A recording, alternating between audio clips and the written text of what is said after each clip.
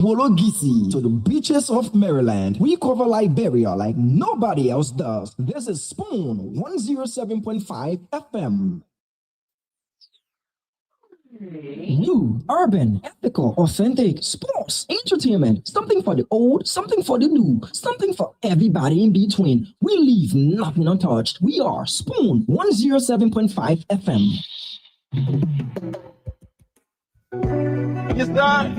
A special one from the CEO, stand corner with the spoon, and your boy right at the south. To get your information, to the food to be fashion, spoon, television,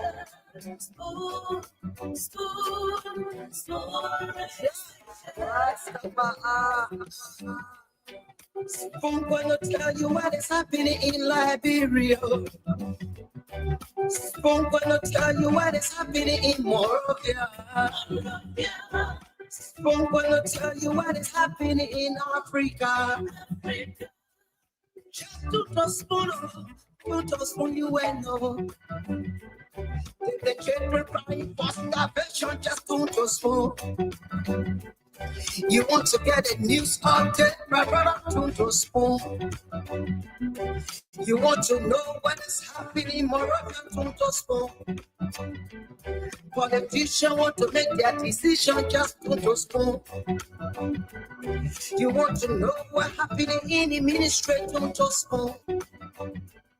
Yeah, to spoon. Yeah, to spoon. You from Bonjama, Maryland, to spoon.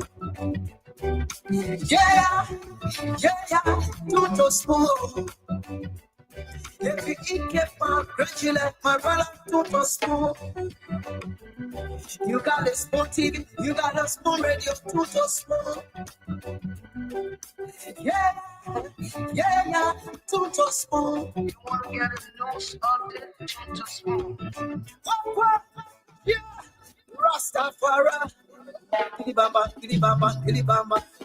Kilibamba, kilibamba, kilibamba. What I want? Yes, buddy. Yes, buddy.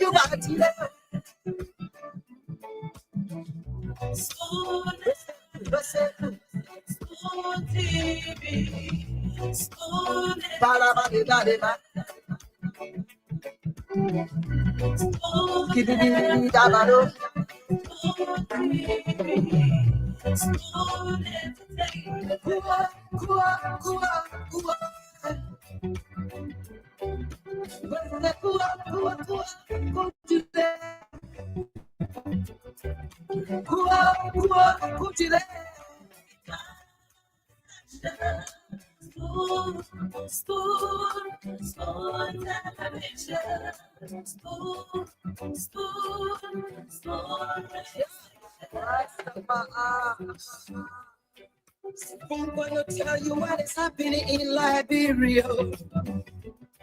Spoon gonna tell you what is happening in Morovia. Spoon gonna just to spoon you and know. The children crying for starvation, just to spoon. You want to get a news update, my brother, to spoon. You want to know what is happening, Morovia, to spoon. Politicians want to make their decision, just to spoon. You want to know what happening in the ministry, to spoon. Yeah, to spoon. Yeah, to spoon. You from Bonjama, Maryland, to spoon. Yeah, to spoon.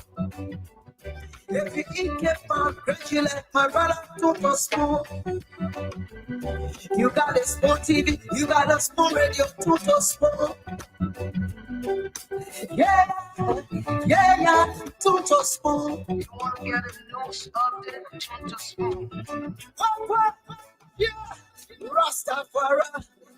Kilibamba, kilibamba, kilibamba. Kilibamba, kilibamba, kilibamba. What you want? Yes, party. Yes, party.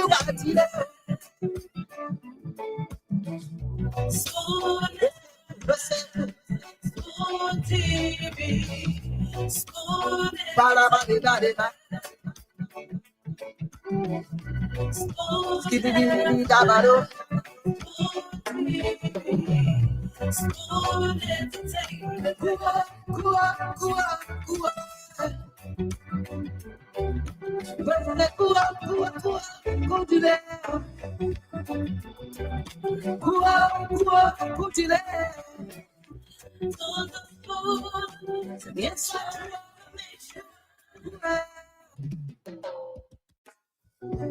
Yes, sir. A special one from the CEO, stand coming with the spoon. And your boy, right at the South. On the way. to get your information. So the food to get my action. Spoon, information.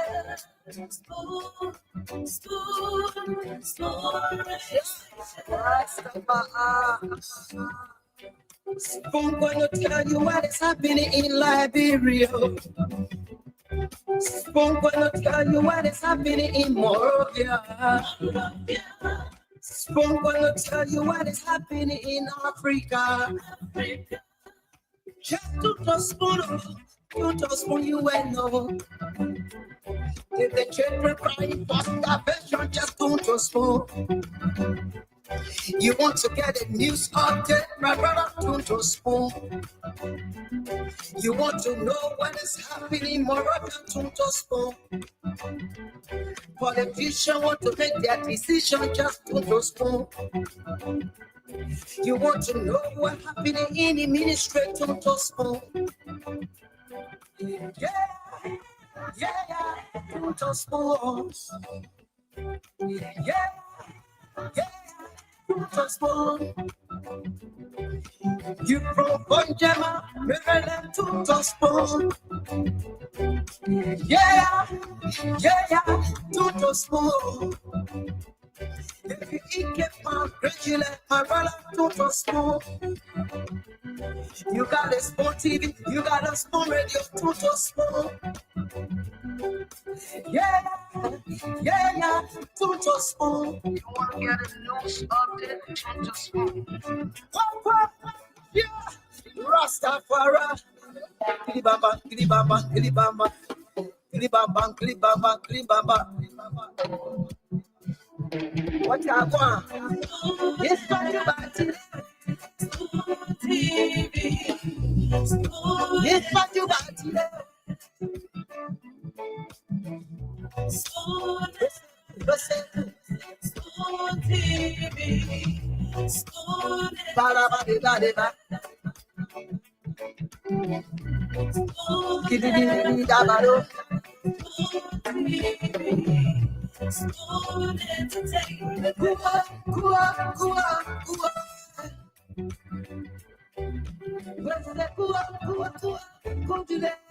20 minutes up to 8 p.m. here in Liberia. For most parts of the day, it was just cloudy for areas that I visited. Again, the weather forecast that we do get is not segmented, or it's not in a regional format that you say, okay, this is the forecast for Grand Jide, and this is the forecast for Lofa, and this is the forecast for Nimba.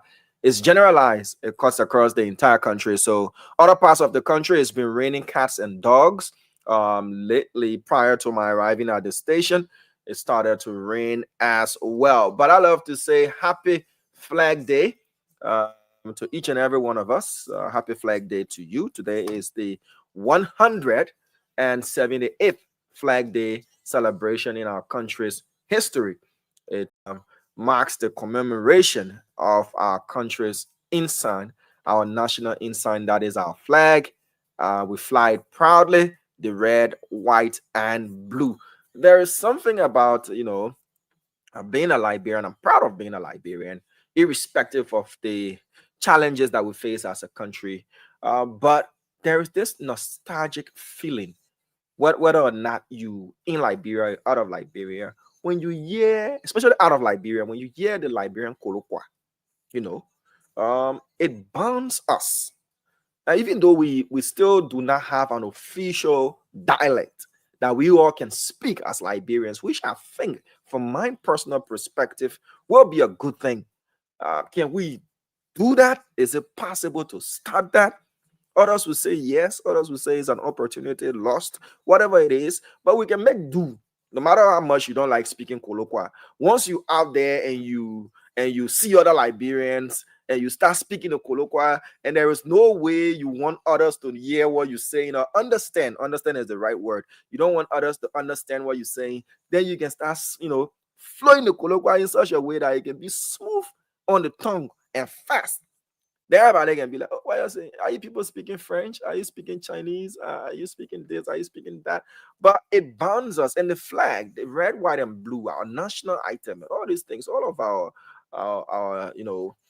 national iconic symbols and the rest, we should pay more attention to those. And I've been asking myself this question. The French, Paris is the tower, right? The Eiffel Tower, if that's how it's called. United Kingdom, the Tower, Big Ben. The US, they have the White House or the Empire State Building or whatever, Statue of Liberty, if you want to. What do we have as an iconic symbol for Liberia that once you see that symbol, I'm talking about the flag now, I'm talking about a structure, an iconic structure, that once you see that, you know that this represents Liberia. Thankfully, we have a new tourism authority, and they should be looking into symbols and structures and the rest that can bind us together as a people. That once you see this, it brings about that spirit of nationalism and patriotism in us. And these are things we need to look at as a country that can rejuvenate that spirit of ours, that Liberianness, what we can point to. And once you have a united people, people that cling on to a shared history, shared values, you have them moving in the same direction. So the theme for this year's Flag Day is the flag we raise, the values we uphold. We have a big guest coming on the program. Yeah, a very big guest. So you have to share the link, tell your family, your friends, share it as many group as you in, send it to people and tell them that, look, there's going to be a big guest on the show tonight. The show promises to be very, very interesting. The show promises to be very, very interesting. We have a very big guest coming on, and you don't want to miss as well. You just don't want to miss. So Morris Day says, Diamond, as you're saying or talking about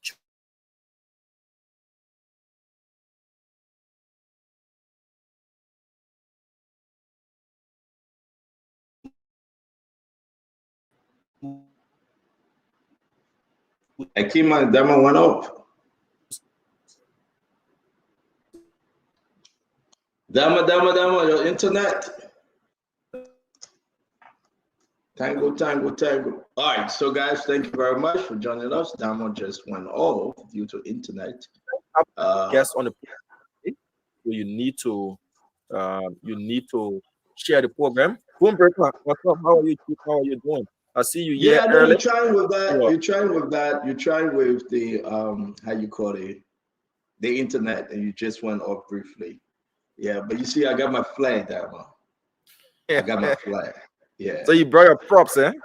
Yeah. I got my flag, man. I love keeping this flag. Represent the Republic of Liberia. we're going to do some pop questions, but we would not do it right now because we got this big mysterious guest coming on, Diamond.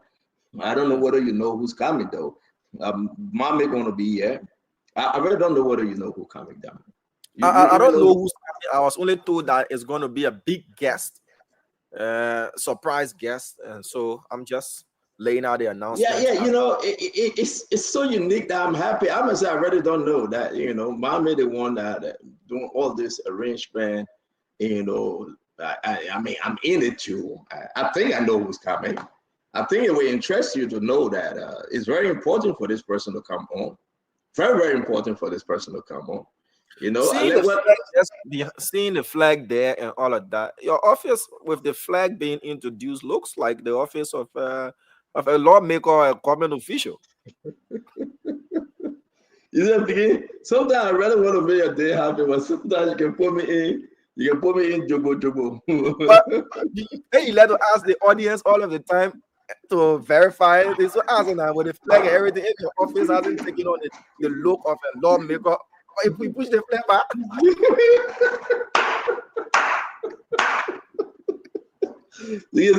Don't put me in a situation. Ain't nobody offer going to be. Where you get it from? Okay, so, but tell me for a lawmaker thing, I'm begging you. Tell me for a lawmaker. Tell me for a lawmaker thing. Yeah, you can see the big flag. Yeah, that of the country. Let's talk about flag. Don't put me in your lawmaker thing. Oh man, this thing about lawmaker, people got to run for him, man. But listen, we will talk about the flag after our guest. Our guest going to spend a very short time with us, all right? But the fact that this guest is coming on it says everything, right? And I really want to say I'm happy. This person going to come and speak. And but we're going to say all hail Liberia. We want to say yes, this glorious land of liberty through this flag represent a lot of stuff. Somebody contributed, and they want you to just open the phone line and ask the Liberian people the symbols of what this represents, and ask them some question about Flag Day. August 24 will be.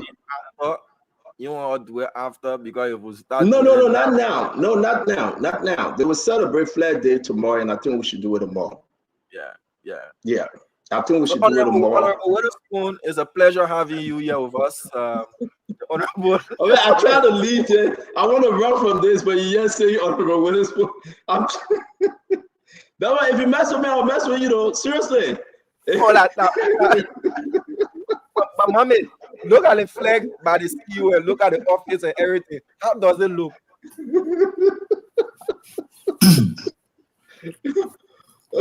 Mommy, don't fall for the beginning. You mess with me, damn, I'll mess with you. Leave me with your political office staff, please. You see, when the minute when you're not having flag well. No, because the thing that come behind now.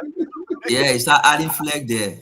Yeah. No, but mommy, that Flag Day now, the flag is added because that Flag Day. Yeah, I'm not gonna be like Duaru that put a whole B flag behind him. No, this one just because of Flag Day, we gotta represent.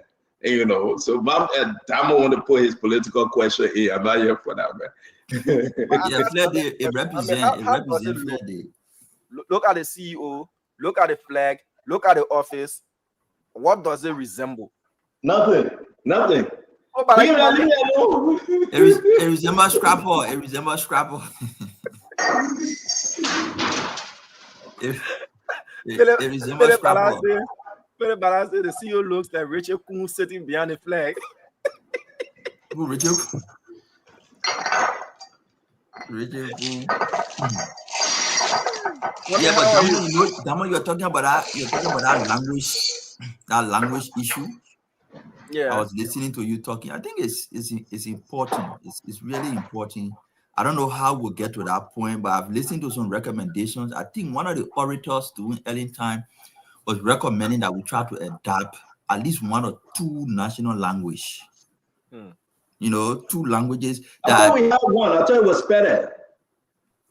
I don't know how confirmed. I just know more people speak Pele, but I don't know whether it's being adopted as a national language. And in that case, if you adopt it, then you have to introduce the teaching of it in the schools. Yeah, yeah.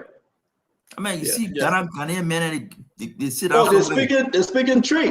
And and they get ready and all. yeah, and they say Boko. They all over. They listen, They get ready.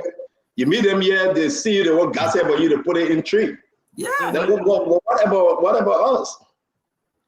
We have to Like- put it in a colloquia. In a colloquia, you have to speak. You have to be smooth about it. You know, technical in speaking it and putting terms inside so they can understand. Because you know that English, if you slow with it, they will pick it. They'll pick it Yeah. up, yeah. Yeah. But I think Pele is unique, right? If they could make Pele the national language, dialect, it would be even more helpful. But then the argument will be Wana Crew, Wana Basa, Wana Gil, Wana Mano. And that's how we are not united because we cannot agree on something. And that's a problem. I mean, the majority of Liberians now, they will tell you, say Pele. Because Pele from Lofa, from Bon, Etoile, Kumeni, you know, we can try, we can pick it up. It's kind of easy, not because my wife is Pele or Loma, but it's too kind of easy. I try to catch it 1-1, you know. But again, we'll wait for when Mame is in the house, maybe he will introduce that bill, Dama. Because I think Mame is running to be representative for. But why Senator keep pushing me? Why Senator keep pushing me on the representative thing? You're not talking senator. Why you just keep pushing me? But if you say senator, then I will ask you which country. But I didn't tell you representative. Why you keep talking representative? No, for me, okay. I'll take my representative. Senator, which country? No, what I'm saying is why you keep saying representative and you can't say senator. I don't tell you anything here. I have to say what I have to say. So Mame, I heard this, not from you, but seriously, Damo. I even heard that Damo contemplating of running in his district, but we'll put that aside yet. Let me say this about you, Mame. I think, to come back. Yeah, you know how to come back. Go ahead. You heard it from better places. Let's go. But I think that, Mame, you make a good representative from Wapolu, right? I mean, I think you have a base in Wapolu. And you have the support of Amara Corner, or maybe Bodo Corner will support you, or maybe Zena Normal, how you call him, the superintendent will support you if he's not running. You're a young man, Mame. You're well educated. You know, people begin to admire you since you started Spoon Talk. Spoon Talk make and break individual, but I think Spoon Talk have made us, and we are grateful. Nobody knew about me. Nobody knew about you so hard, and people just, you are vast now. So if you want to run, like I always tell my fellow young, vibrant Liberian men and women, cut your coat according to your measurement. Go inside, glare, small. If you say I want to run for the Senate, it's good. But guess what happened? You got a high hill to climb. Financially, you got to be ready. You got to be with the people. For one small district, I get 5,000, you win in Buffalo. You can knock that out in a minute. And pick up from there, right? And pick up from there. I don't see somebody, listen, the majority of this thing is in the House of Representatives. People got to understand that. If you don't want to start crying before you walk and say, let me just go for it, I think that it's challenging. Maybe for you, it may not be because people know you. Maybe you have the money and support. But I do believe that every young man, young women that try to get into politics, your best way out in the house, I think you should go for it. We saw the example of Paul Kennedy. Not that Paul Kennedy couldn't win. Paul Kennedy had enough vote, over 4,000. If he were running for a district, and he said it on well, Mame, Paul Kennedy would have been a representative today. Yeah, and maybe even pushing to be maybe a deputy speaker or speaker. And that's what the decisions are taken. Look at Charlene Bronskin. People admire Charlene. If Charlene were to be in the race as representative, she was going to be a representative today from Grand Bassa. No effort, because the guy gave up. The guy gave up on Charlene. Charlene had it. Do you think she got played in that particular arrangement? Because Matthew Fairplay Joe was really afraid of a Charlene Bronskin being in the race. That was a serious thing for him. Do you think she got played, or Other things. Let Mommy go first. Let Mommy go first. I get an answer for that. While we wait for our guest is coming on shortly. He will be with us briefly. But let Mommy go first. Mommy. Yeah, I mean your suggestion is good. We need to encourage a whole lot of young men and women who has potential to go and think about going to the legislature. Go there, help make the change that you believe in, make impact. Don't go there to just be there. For Charlene, I really thought she would have been a good representative and a good start. Not necessarily because she doesn't have the capacity to be a vice president for Liberia, but just, politics is not only about qualification and competence, it's about timing. So, I mean, you qualify, you're competent, but you're looking at the timing. So you got to put all the factors together. And if they're leaning in the right direction, then you pursue it. I don't think she will contest again to be vice president. She will have to come down, and that is not always good. It can be ambitious, in the sky and come down, but you have to be strategic, and that way I saw it. For me, I have a lot of options open to me, whether to go in the legislature, whether to go in the executive, whether to remain in international civil service, whether to stick to doing business. Those are options all open to me, and I will review them as we go forward.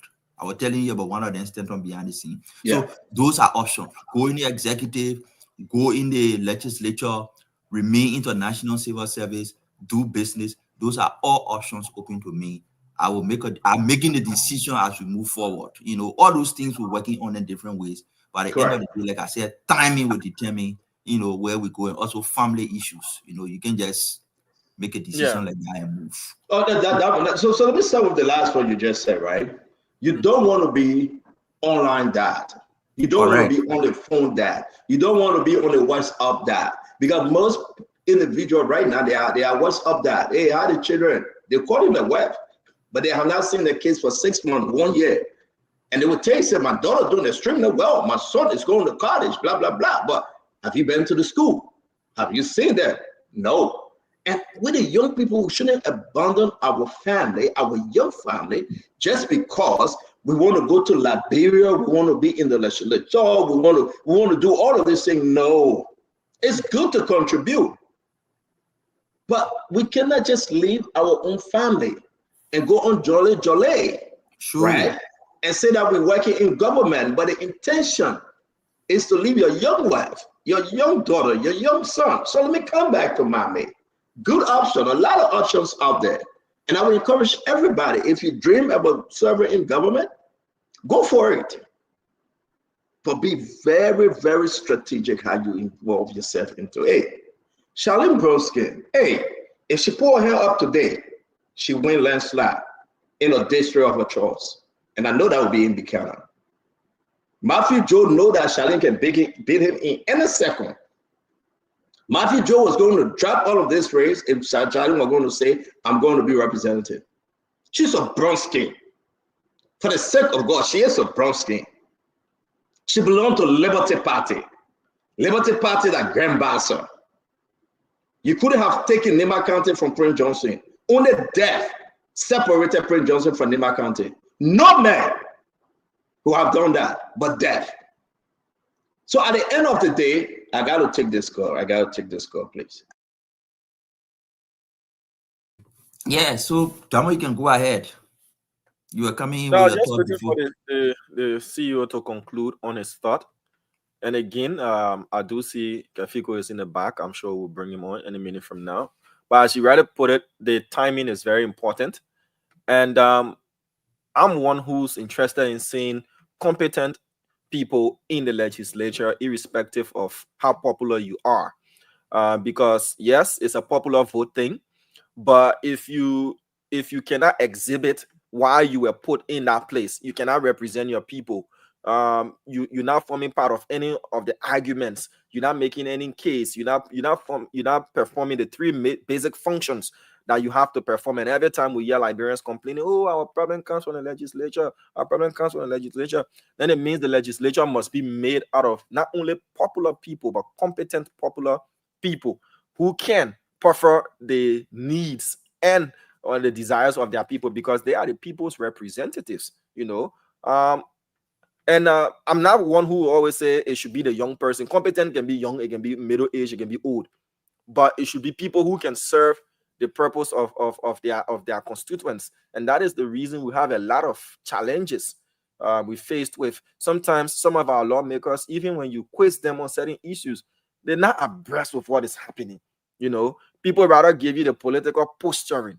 And that's why, Mame, I will tell you for sure, people like you and anybody else who's got the ambition, as we said, you have to weigh your options, look at what your family wants, and if it fits in what you want, because as a person, you must have a plan for your entire life. What do you want to do at this True. stage? What do you want to do at this stage? And what do you think you want to do? But for anybody, serving your country is one of the best things you can ever do as a citizen, to serve your country and to serve your country well. That is one of the highest honors. But sadly, in Liberia, serving your country is a big mura. Yeah. Yeah, people see it more for morality. I mean, plenty people can say, man, can tell people, say, come to Liberia and get job and do things. But for me, the thing is it the time to do it. You know, it's like doing presidential leave time. We will listen to people say, okay, I'm leaving my job from America to come to Liberia to sacrifice. That story was not sweet. That story was not very sweet. But later on, I tend to realize and say, okay, wait. You work for government, you don't have any insurance. So you have to pay or even medical bill, everything from your pocket. You don't get any, retirement savings, nothing. So you work 10 years, you live from there, nothing. You saw even vice president and other people complaining for $600, $700 per month for NASCAR. If you took that same year and maybe pay attention to doing a business or pay attention to working somewhere else and contributing at the same time to your country, and when that time gets right, where you feel, okay, I have enough that I can do what I want to do for my country, then it makes sense. But you want to go hustle on the country to do what you want to do for the country, then sometimes you fall in trouble. If you want to go hustle on the country to be able to do what you want to do for the country, it can be difficult. But like I said, a lot of options open. We engage in all of them together at the same time. But at the appropriate time, we move forward based on what the family agrees on to do. Because you can just... All of the best. Yeah. All of the best. Whatever the decision is, all of the best. For me, I reserve that opinion that serving your country, irrespective of wherever stature it is an honor. Whether as an appointed official or as an elected official, it's an honor. It's a privilege for you to be able to serve and give your best to your country. And that's what we need to do.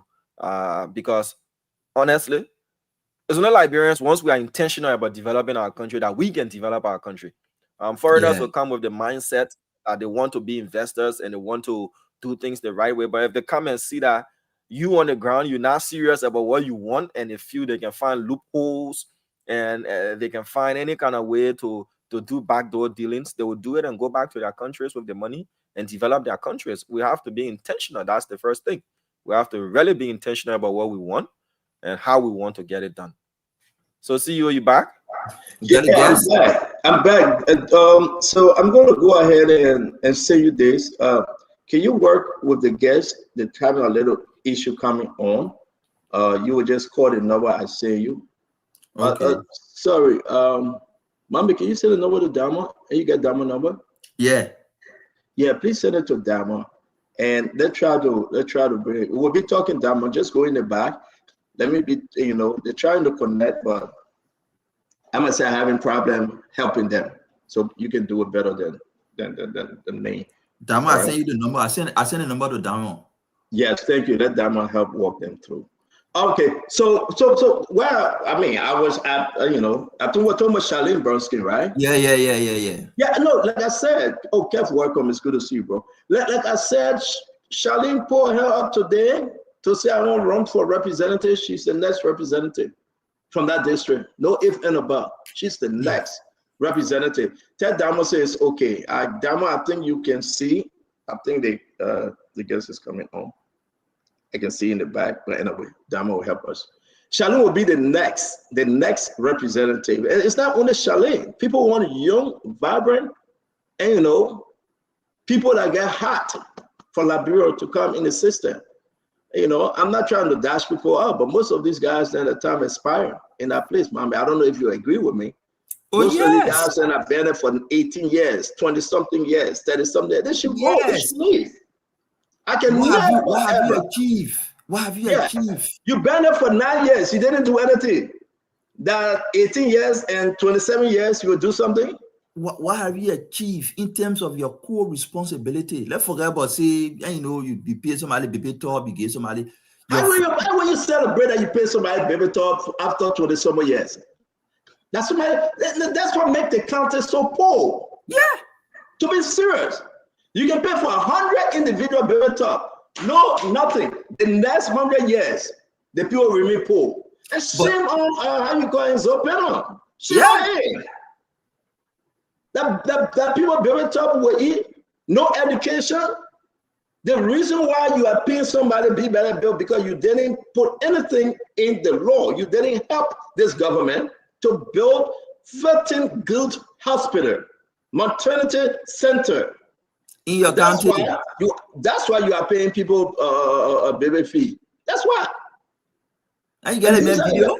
I'll play the thing today. I mean, our guest is logging on. I'm seeing them in the back. But I'll play the thing today. Some people out there, we got to call spade a spade. Charlene Bronskin, to me, you were explaining something the last time, whether it was good for her to run. I think it was a decision. I think at the time, I believe she was under a lot of stress. That's my own observation. Charlene is her sister. But I do believe that at the end of the day, guess what happened? She made the right decision. And now she have an opportunity, a national opportunity now to serve her people in Grand Bassa. And if that happens, the people will vote for her. She's a brown skin for the sake of God. She's a brown skin. Not because for Liberty Party. Who can pull Grand Bassa? Yeah, who will be able to pull forward? Who will pull forward? If Charlene said, I want to run. And I'm not trying to throw anything out here, but guys, that's a fact. Charlene will get an overwhelming support. The people of Grand Bassa love the name brown skin. And that's what makes local politics important. We shouldn't must start. Put Charlene there, a female, a lawyer, put her in that place and see what will happen. She will fight for Grand Bassa. She will champion the cause. She will. I mean, and I think these are the things we need to say. We need more females in our place that will look at the pregnant women and issues. Some of them, of course, they are not good, mommy. Some of them are not. Some of them is all about themselves. But I can guarantee you, the majority will fight for the babies. They will fight for the children. They will fight for the pregnant women. And they will educate them. The importance of that having plenty of children. Mommy, hold your dollar. You get one. Maybe that I know. The one that you get in Liberia, I know, but I didn't want to know. Hold the leg on your shoulder. Kev get like 15 because Kev that Muslim. Look at poor Kev there. He got 2-year-old. He 50 somewhere. He still got 2-year-old. Why would you do that? And why in Buffalo you? And then one in Buffalo, God, you scared of talk. And then one in Buffalo, we tired counting there. We have to educate the young men and young women. Family planning is good. Nobody should take that away. It's not cultural or religion something. Family planning is unique. It's good. Yeah. Otherwise, you put yourself in situation you can't handle. You will forever be in situation you can't handle. Family planning is good. You can be having 10 children and you get a job. Who will take care of your family? Super.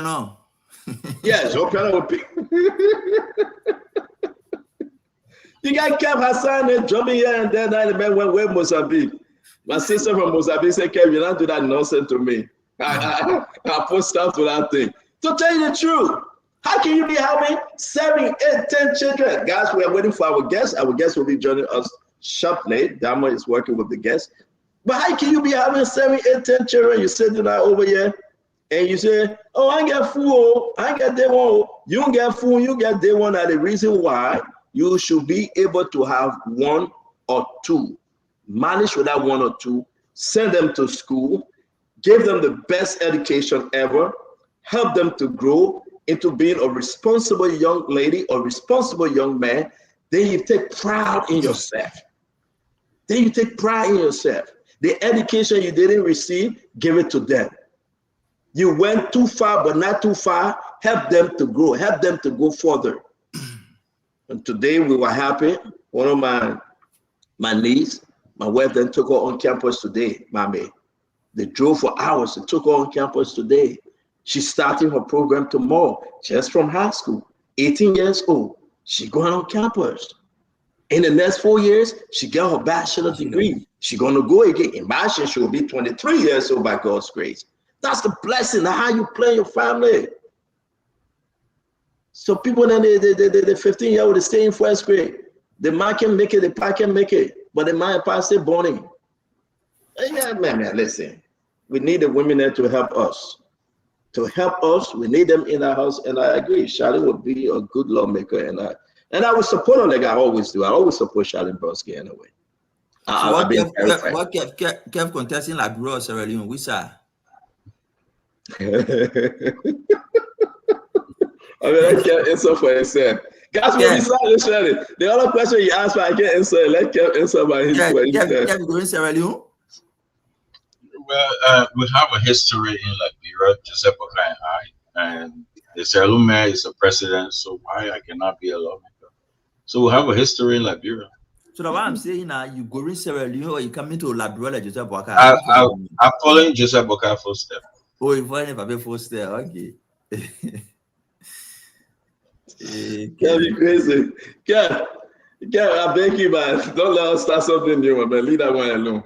Yeah, if Liberia can take this Sierra Leone to be president in Liberia, so the floodgate open. Yeah, that's right. Try a lot. Maybe you'll be the next vice president for CDC. I want to say to all, we're expecting our guests to come on any minute. Just briefly, we're going to run into different conversation, and Diamond is working to help bring in the guests. But Mommy, you missed a lot of stuff during the week. I know you're very, very busy. I want to say share the show, man. You want to listen to this guest. It's going to be up there. The reason why we're not calling this person in, once the person come up, we announce the person, then you share, but this is a unique one.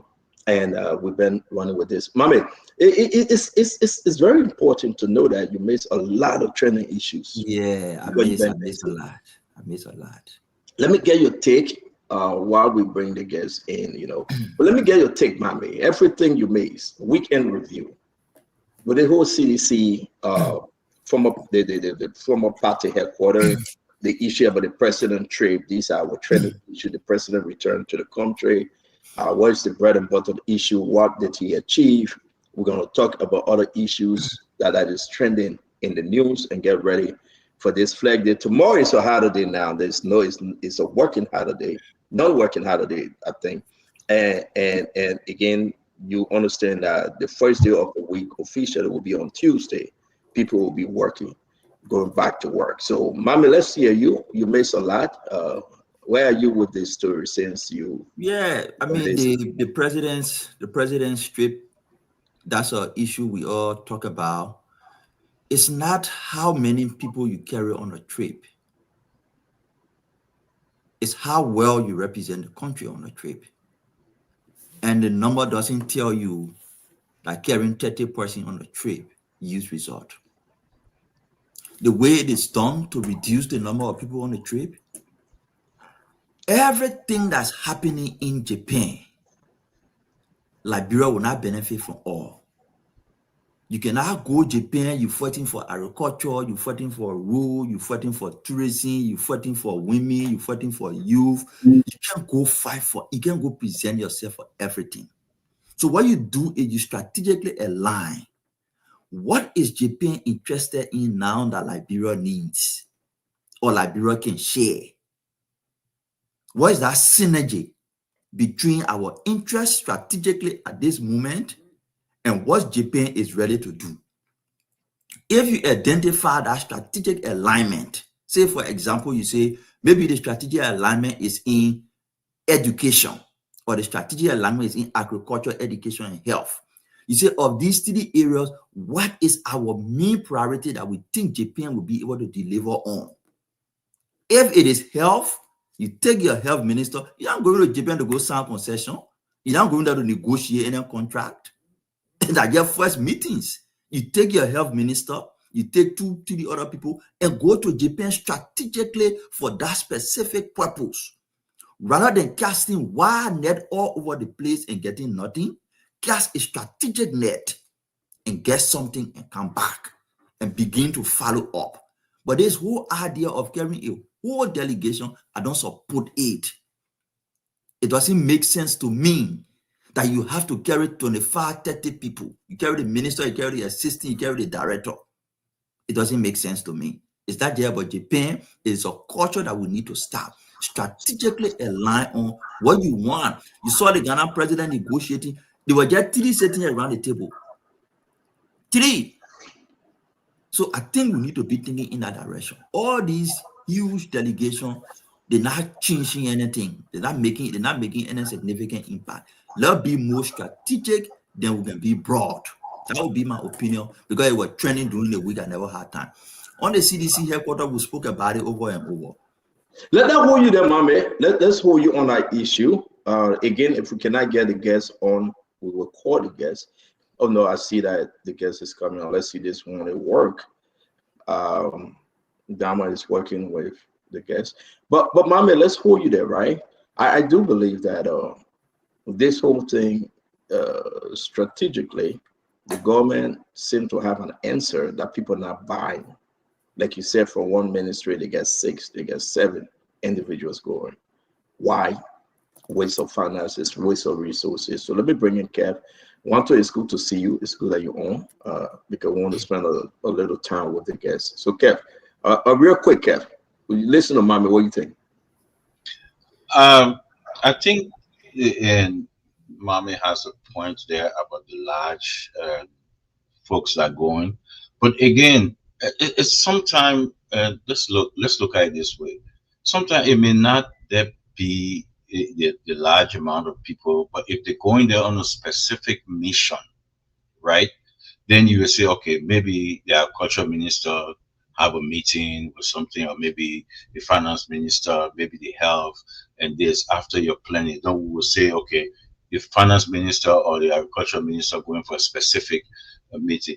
But what baffles me when I saw the NPA, the managing director, with the president at the hospital, tells me with somebody who had experience, well, I would say have seen our previous government in DC, and I've seen them going for different meetings and different places with some folks. Tells me that when they wake up in the morning, there was nothing there for the NPA boss.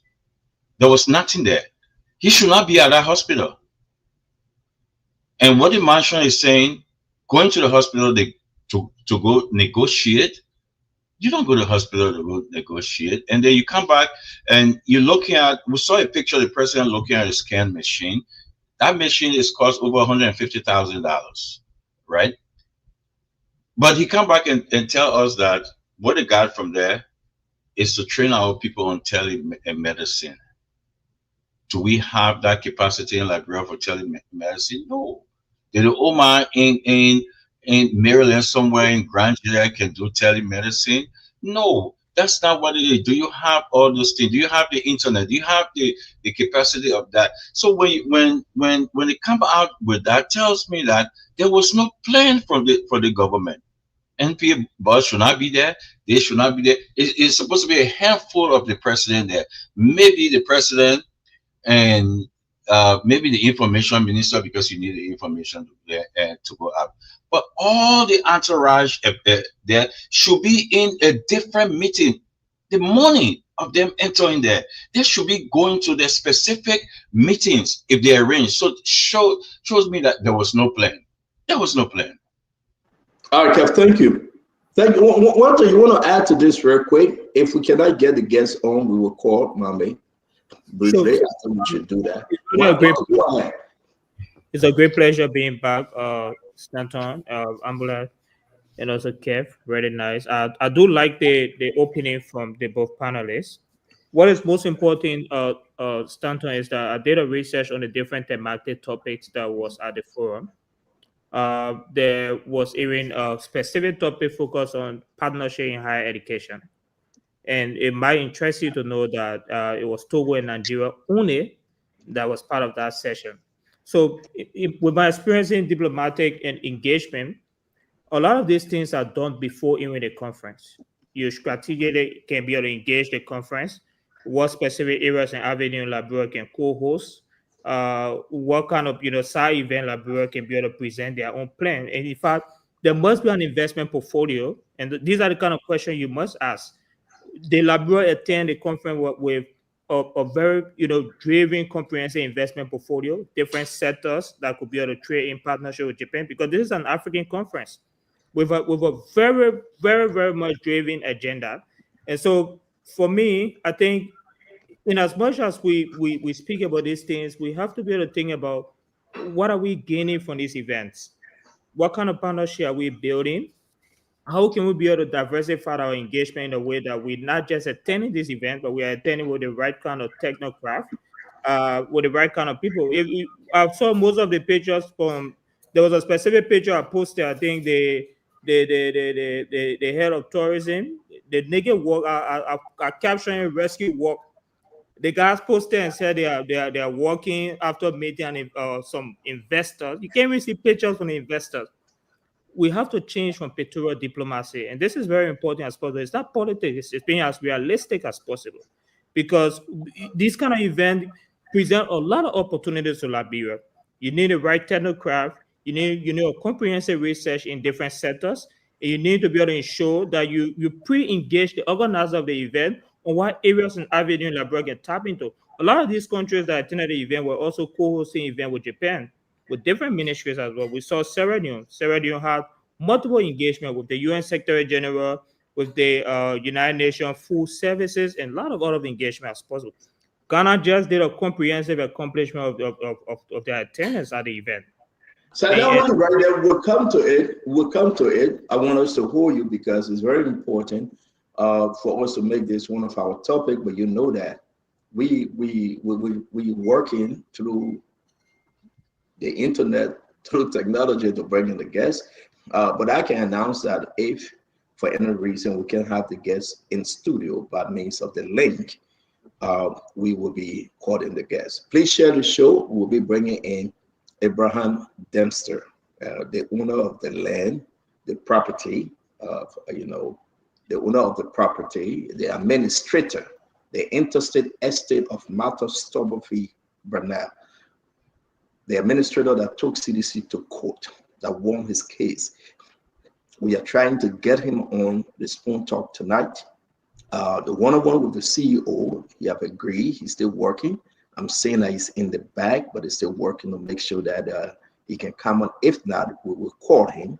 We're able to speak to him, and he have agreed to join us tonight. Again, I want to announce that tonight, the one-on-one with the CEO will be speaking to Mr. Abraham. Abraham, how you pronounce that name? Abraham, right? Not Abraham. Mama, you're muted. Brahman Vani Dempster.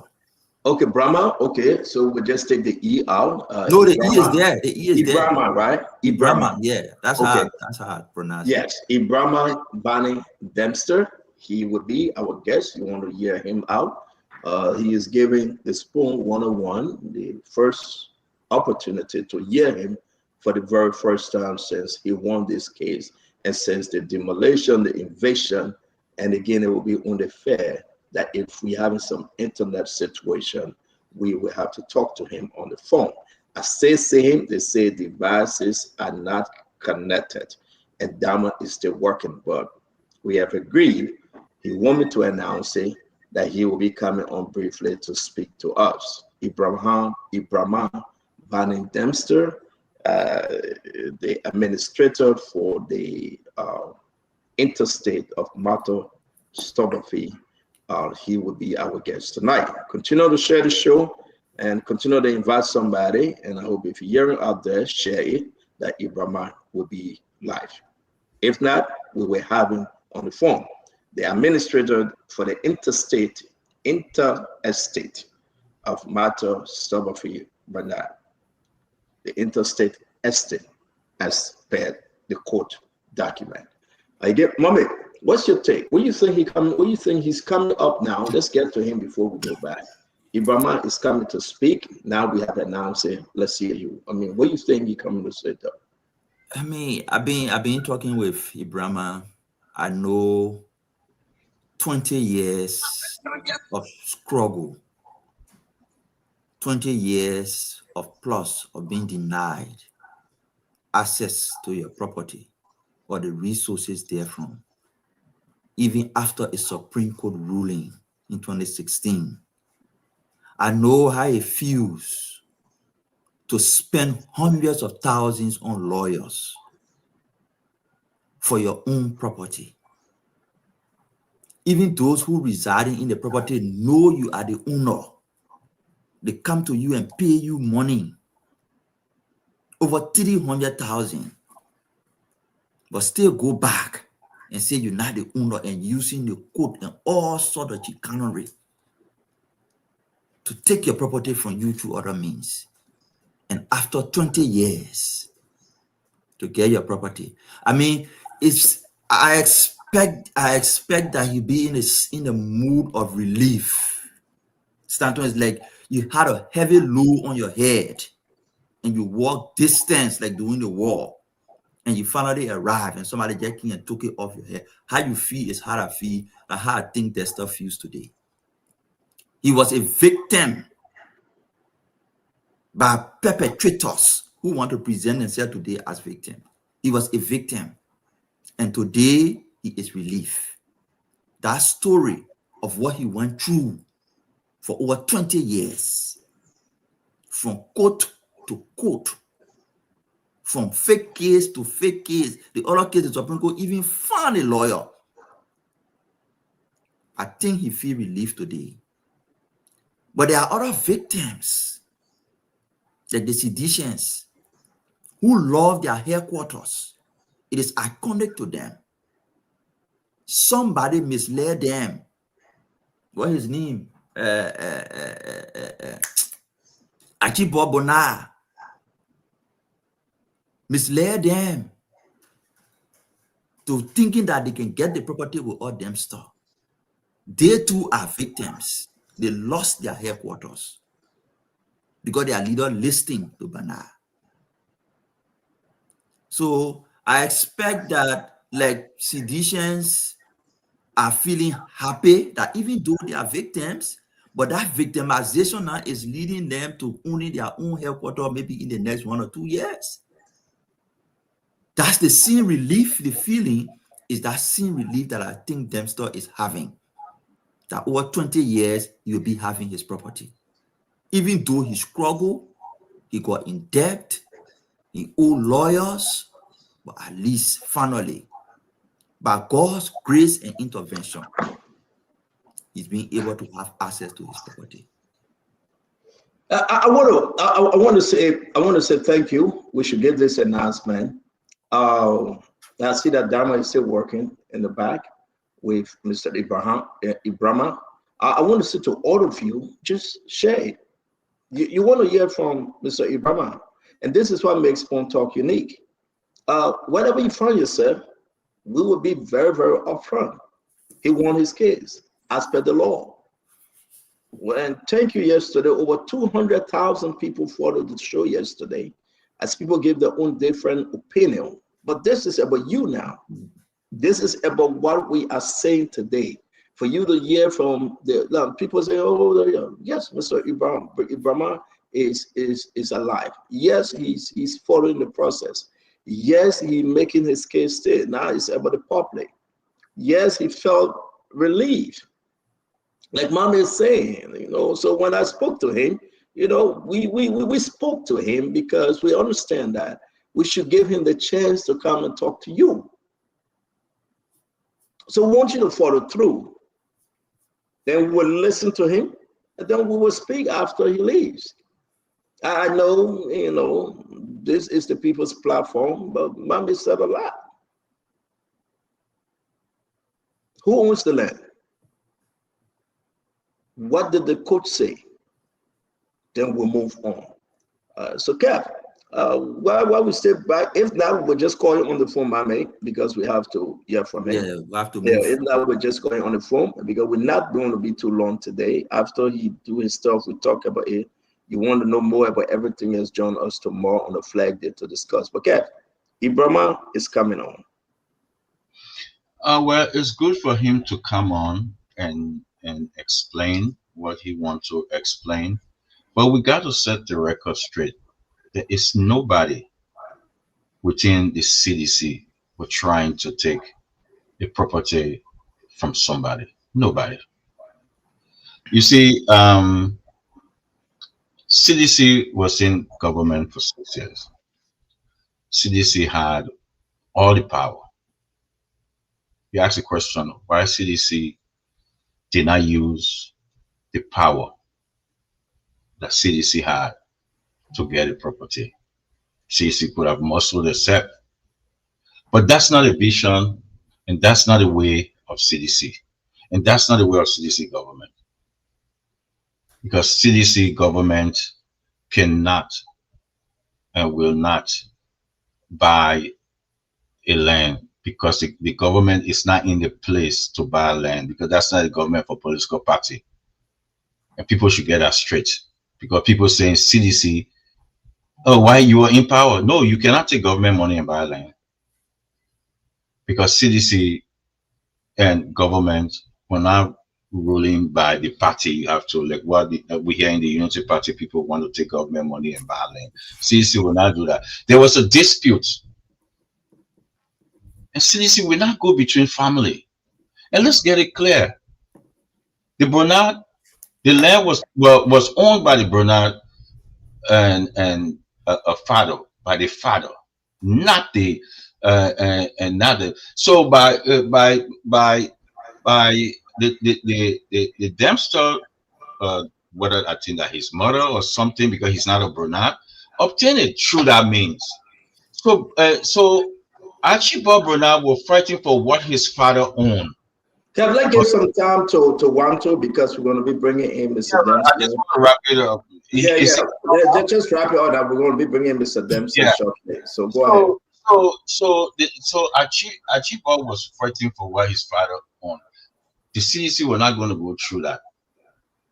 It's on a family dispute. The CDC owe is $0, and they pay all the rent. Thank you. The CDC was in court. Let me just get the last one.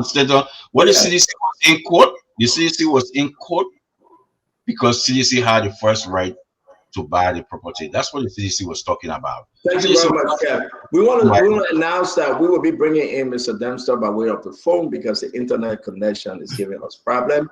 I can stay saying in the back, he's still trying, but we'll be bringing in Mr. Ibrahim Dempster, Ibrahim B. Dempster, the administrator for the estate. We will be bringing him in by way of the phone. Let's say you very quick, Wanto. Sure. So, I mean, my view on this is the same consistent as yesterday. I think and I'm glad that beyond yesterday we'll have some other critical conversation. I'm not a lawyer. I think all cases won in court are discussed for legitimate purposes. What is most important is that the party is in high spirit, very unified, very determined to move forward from this, and with an extremely brilliant futuristic outlook. And I spoke a bit about the futuristic outlook. The Standard Bearer issued a statement yesterday, and he was clear. We are establishing a committee to look forward to create avenue to design a futuristic home for CDC. All political parties, not just unique to CDC, but across Africa and the world at large, have these kind of issues. I don't think the situation is unique to CDC. I don't think it's determinant for the outcome of 2029 election. The very issue that will determine 2029 election is the very issues that we're having conversation about. The investment portfolio issue, the standard of living that is extremely high. Yesterday, when I on Spoon Stanton, a little call for, I think she probably should be one of the, she might be selling the market. And she was very passionate yesterday. She said, even the women, the market women in this country, they are extremely angry at the standard of living. Prices are hiking up. And we talk about the jobs issue as well. There's so much going on in this country that the Unity Party should not assume that things are okay. Just getting CDC out of their own property, or to some extent a place they've been there for 20 years, does not in any way provide leeway in the governance issues in this country. And for me, my position is as static as possible. We'll have the conversation about CDC as many times as possible, but the reality is on the basis of governance deliverable. And this is the critical issues that we should be able to talk about. As a clinician, I'm very, very much optimistic about the outlook of this entire process, and I'm looking forward to see how we can be able to build on from that. Stella, you got him on? Okay, Stella is on the phone. Look, Kev, this is Abraham not coming here because of the CDC issue. We will talk the CDC issue. He's coming to talk about how relief he is. They argue that CDC now supposed to use government money. Nobody asked CDC to use government money. Nobody will ask Unity Party to use government money. The same money you use to build 33 units, the same money you use to build horses other places, is that same money they were saying you used to build CDC. Nobody you government money. The same money you use. What money is that? What money is that? And I accountant to know. Mame, let's hold on 1 minute. Mame, guys, let's hold on 1 minute. Like I announced, Mr. Dempster is on the phone. Sorry, we couldn't bring him in by way of the network because of the network.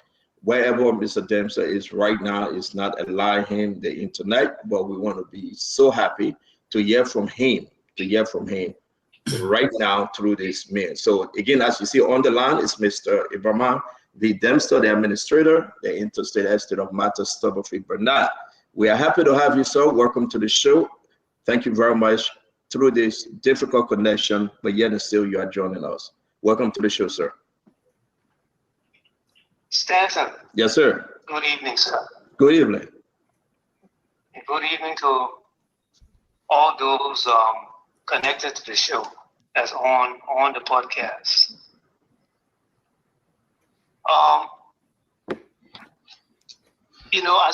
I sat backstage listening, and I realized people want me to come on and explain. I would love to explain, but first I would have whatever I'm explaining, I'll have to be prepared to explain. And I apologize that I'm not prepared this evening to explain, my story. But I would like to just express my feelings, what I'm going through right now. I'm pretty much glad and happy, that what expired yesterday. But at the same time, I'm sad too. There were people that whatever happened yesterday was crushed was crushed, emotionally. And I apologize to them. But, I just wanted them to put themselves in my shoe. I've been fighting and running behind my property for over 20, 25 years. And finally, I can see a light at the tunnel. I thank God first. I thank him for, taking over this battle and winning. Secondly, I would like to thank thank the citizens of Liberia, for whichever way they help, some just by words of encouragement, I would like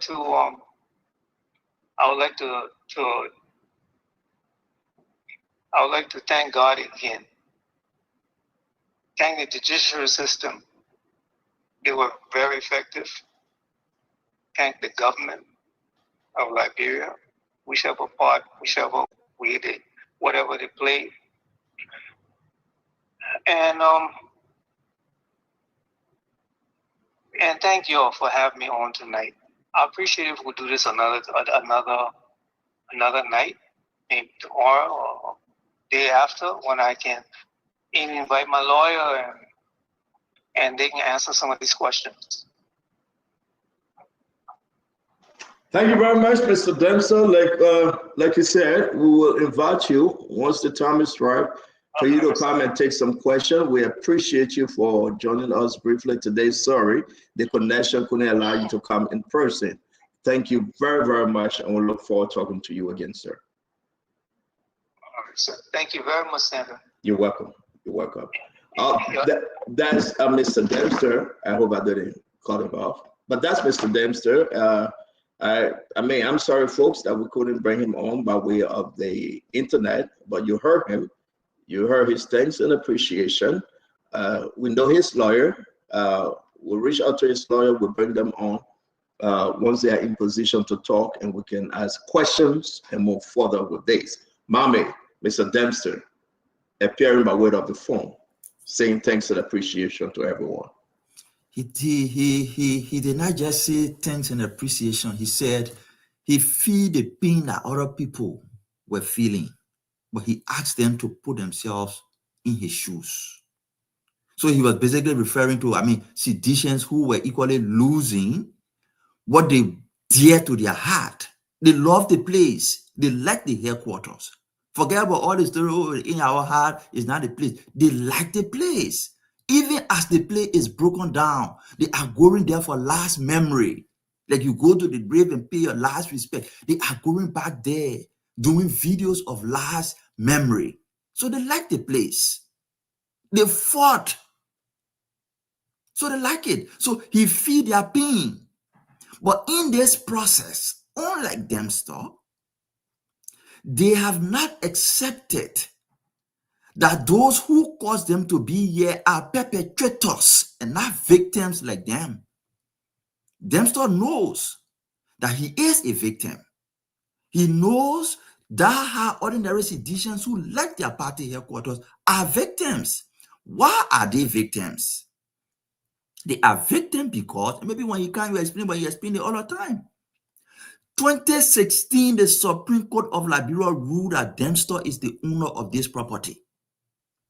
CDC accepted. Councillor Musa Dean, if you listen to Serena Silva was blasting on the show, Councillor Musa Dean was the lawyer for Dempster. And they agreed, written, we got all those documents that we are going towards election. Please give us time. Let's complete this election process and we'll move into a formal and formalize everything. All the arrears will settle. Dempster agreed. CDC made 50,000 payments to settle decision from the court. They took over in 2017 and closed the door on Dempster. From 2018 to 2023, refused to pay rent to him. At that time, there was no case in court. But because Ajibo Bona, who Dempster won in 2016 at the Supreme Court, told George Weah and other people who can get this property without Dempster, if you pay him or you enter a lease with him, you will be legitimizing him for or do not do it. That is the reason why they did not pay the rent. That is the reason why they did not enter the lease. It was Musa Dean who advised them, I think around 2020 or 2021, and said, this man is the owner. I know the case. It's better you buy the property from him. or you enter lease with him. To continue to be only like this is risky for you. Achibo and the CDC group, if you listen to CDC always saying, oh, the people in crisis, there's a confusion. There was no confusion between Achibo, Bonar, and Dempster because Dempster won his case in 2016. So that when they manufacture a new person and took that person to go and sue Dempster for the property. While that case was on 2020, 2021, 2022, after they lost 2024, if you claim this place is in confusion, 2024, they paid Dempster 360,000 in 2024. After Joseph Walker took over, they called Dempster and said, we want to buy the property now. Dempster said, before you buy my property, you will pay me all the years that you did not pay. And they agreed. They settled on 360,000. The payment was made through Fonati's account at RB Bank. We got the document. So if you claim this man is not the owner of the property, why paying 360,000 in 2024? Right after they paid Dempster, that's when Dempster said, I went through a lot with you people. You suffer me for my property. I cannot sell it to you. I cannot. After he so let's hold you there. Let's hold you there. And again, it's good. I want to also have time to discuss some of the other issues. But Dama, everyone share the show. We just heard from Dempster. Dempster told me. Dempster told mommy. Dempster told his lawyer. He got a lot to say. But at the appropriate time, and I just hope that his internet was good because he was going to come on and speak.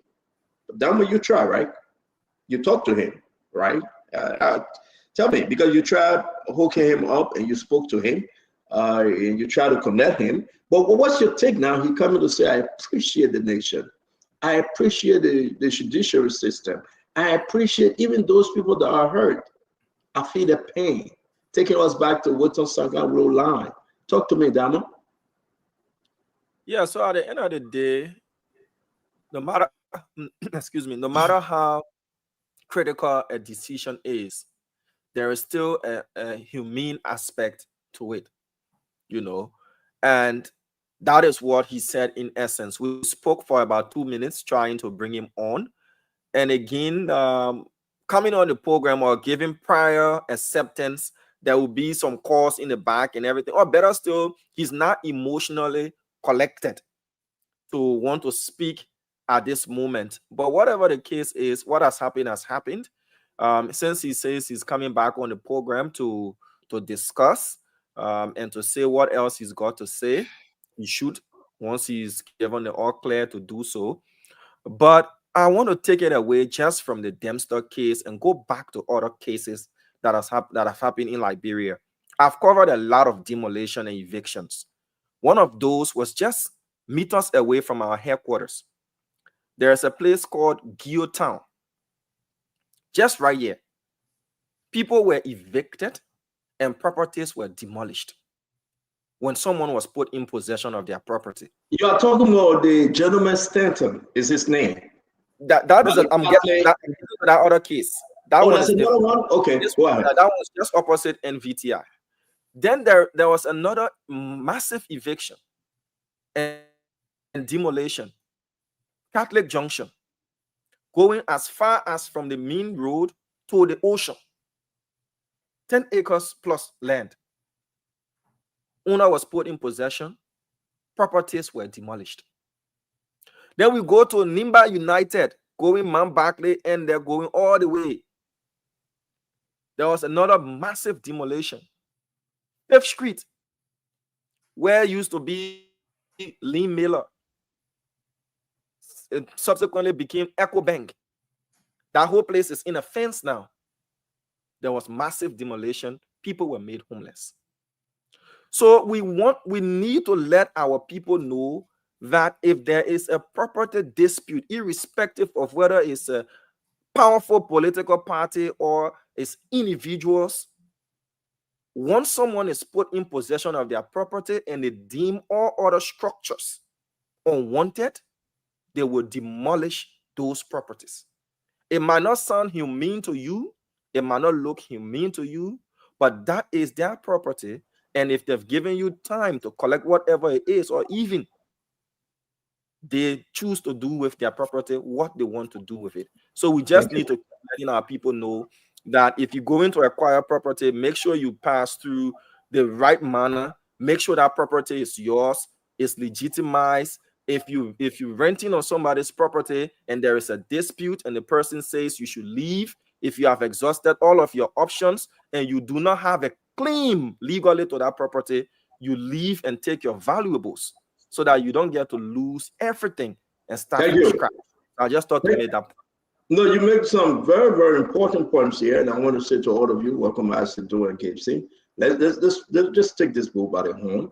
We'll discuss the president coming back from Japan. So give it your best shot, and then let's move on to the other issue. Ibrahim Dempster appeared by way of the phone. He promised to come back. He's still watching. He stay in the back. He's promised to come back to talk to us and to take questions. We hope that he will come in through by way of the lane. It seemed to be very, very difficult. I'm still back and forth with him. But you heard him today. Kev Hassan, what say you hearing Mr. Dempster today? Well, I think Mr. Dempster, he said something. He said, "I will come back and I will come with a lawyer." Shows that I don't think he was prepared to say. I don't think he do have a clear understanding of what went on. I don't think he's cognizant of the effect of what the Unity Party government put him through. So he sound afraid. He sound like I don't know what to say, and I want my lawyer to shield me. That's what I heard from Dempster. But Adamo, let me say this to you. Adamo, you are wrong. You're totally wrong. Number one, you need an eviction notice signed. Any demolition should go by the owner of the property. And I dare you to show me any eviction notice. And I dare you to show it to me. Put it up. As a trained journalist, put it out. And say, this is the document that CDC signed. Nothing. Just like Imam Bokar said, we order the police to demolish the CDC headquarters is by law. That's what Jose Imam Bokar said. He said they did it. He said it. The tapes are there. He said they did it. So there's nothing in here to show that they went by the law. Nothing, no law. No law. First of all, we all know it's universal. Before you evict somebody, you have to give them notice. And that notice, the person have to come and sign on that eviction notice. You have to serve the person. No, there was nothing like that. They walk in there, and the police went there and demolished the CDC headquarters by the directive of the president.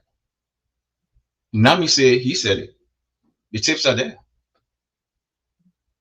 So so we shouldn't come here and play this game. The country is going in a bad direction. We'll get to that. Let's give everybody the chance to finish up on this, please. Okay, no problem. Let's come to you, Wanto. We'll do the ask him again. Before you get to Wanto, I want to say something to Kev. So when you listen to me clearly, I never spoke to the CDC party's eviction. I spoke to demolition when people are put in possession of their properties. That demolishing, and you rightly listened to the councillor yesterday, that if someone is put in possession of their property, it is not illegal to demolish whatever structure or structures they deem unwanted on their property. So if you think you have a problem with procedures, that is for you to go back to the court and say, okay, I should have been served this, it wasn't served, so I think the entire process was illegal. But I spoke to demolitions that I've watched and seen happen all around, where ordinary Liberians were made homeless in their hundreds because people were put in possession of their property. I didn't speak to politics or anything. I spoke to what has been happening. So I just wanted to make that point clear. Okay, so you're saying what happened in CDC headquarters, that's not what you're speaking to. Okay, that's cool. Wanto, you want to come on? Let's hear you. I'm trying to save the best time, at least 30 minutes, for us to talk about the return of President Walker. By 6 o'clock, we out of here, so we just get another 1 hour. We have to be out of here. Sure. This is I think this is not the everyday program, which will be 10 p.m. in Liberia. So, guys, give it your best shot. Wanto, let's hear you. I think my views remain consistent as possible, and as always, the most important thing to write it from here is that CDC move forward, and that's the point. CDC is building a very comprehensive team to design a futuristic outlook of their headquarters, and that is very important to note here. If the entire country will be dragging the issue, continue dragging it. CDC party headquarters will not reduce the price of rice. CDC party headquarters would not allow President Boaga to return to Japan and come back 100 million. CDC party headquarters would not create employment issue for even the very united party that are currently all on social media saying this. There are structural issues in this country, which is very important. Stanton, if you, I'm hoping that you can be able to do a comprehensive survey on the standard of living in Liberia currently. I hope Spoon can do more, survey on this kind of issue. You realize that there are a lot of structural issues here. Liberians are very angry. And, and even the drugs issue, that in itself, we politicize it. On the CDC, we know exactly what the narrative, carry when it comes to drugs in this country. And we could talk about a lot of issues as possible. And I'm very much interested in the diplomatic aspect in the president's recent trip. So my view remains consistent as possible. That CDC move forward. Partisans, they gain, and a lot of people ask, the gain that CDC got from this. The party become extremely more unified. Partisans love their party even more than before. President Buya demonstrated exceptional leadership in his statement, ensuring that there's a path forward. In fact, as we speak right now, even ordinary partisans who making $50, regardless of the propaganda that CDC fool you and all those things, they are willing to contribute. But I'm kind of confused if I hear you want to. Do you want to talk about this or you don't want to talk about this?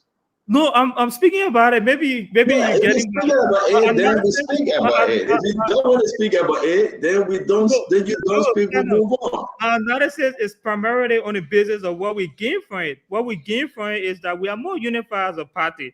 We love our party even more. We are determined one of the most comprehensive team to lead us forward into a futuristic plan. The next CDC headquarters that will be, in design and in strategy, will have a modern library. We'll have a modern digital space that will talk about issues, including the artificial intelligence we are talking about. And when I say CDC move forward, Stanton, this is exactly what I mean. We are building the most comprehensive team forward to lead us into the most progressive headquarters that we can be able to bring out of this. So this is a gain for CDC. For those that think it's a loss for CDC, congratulations. Continue carrying that forward.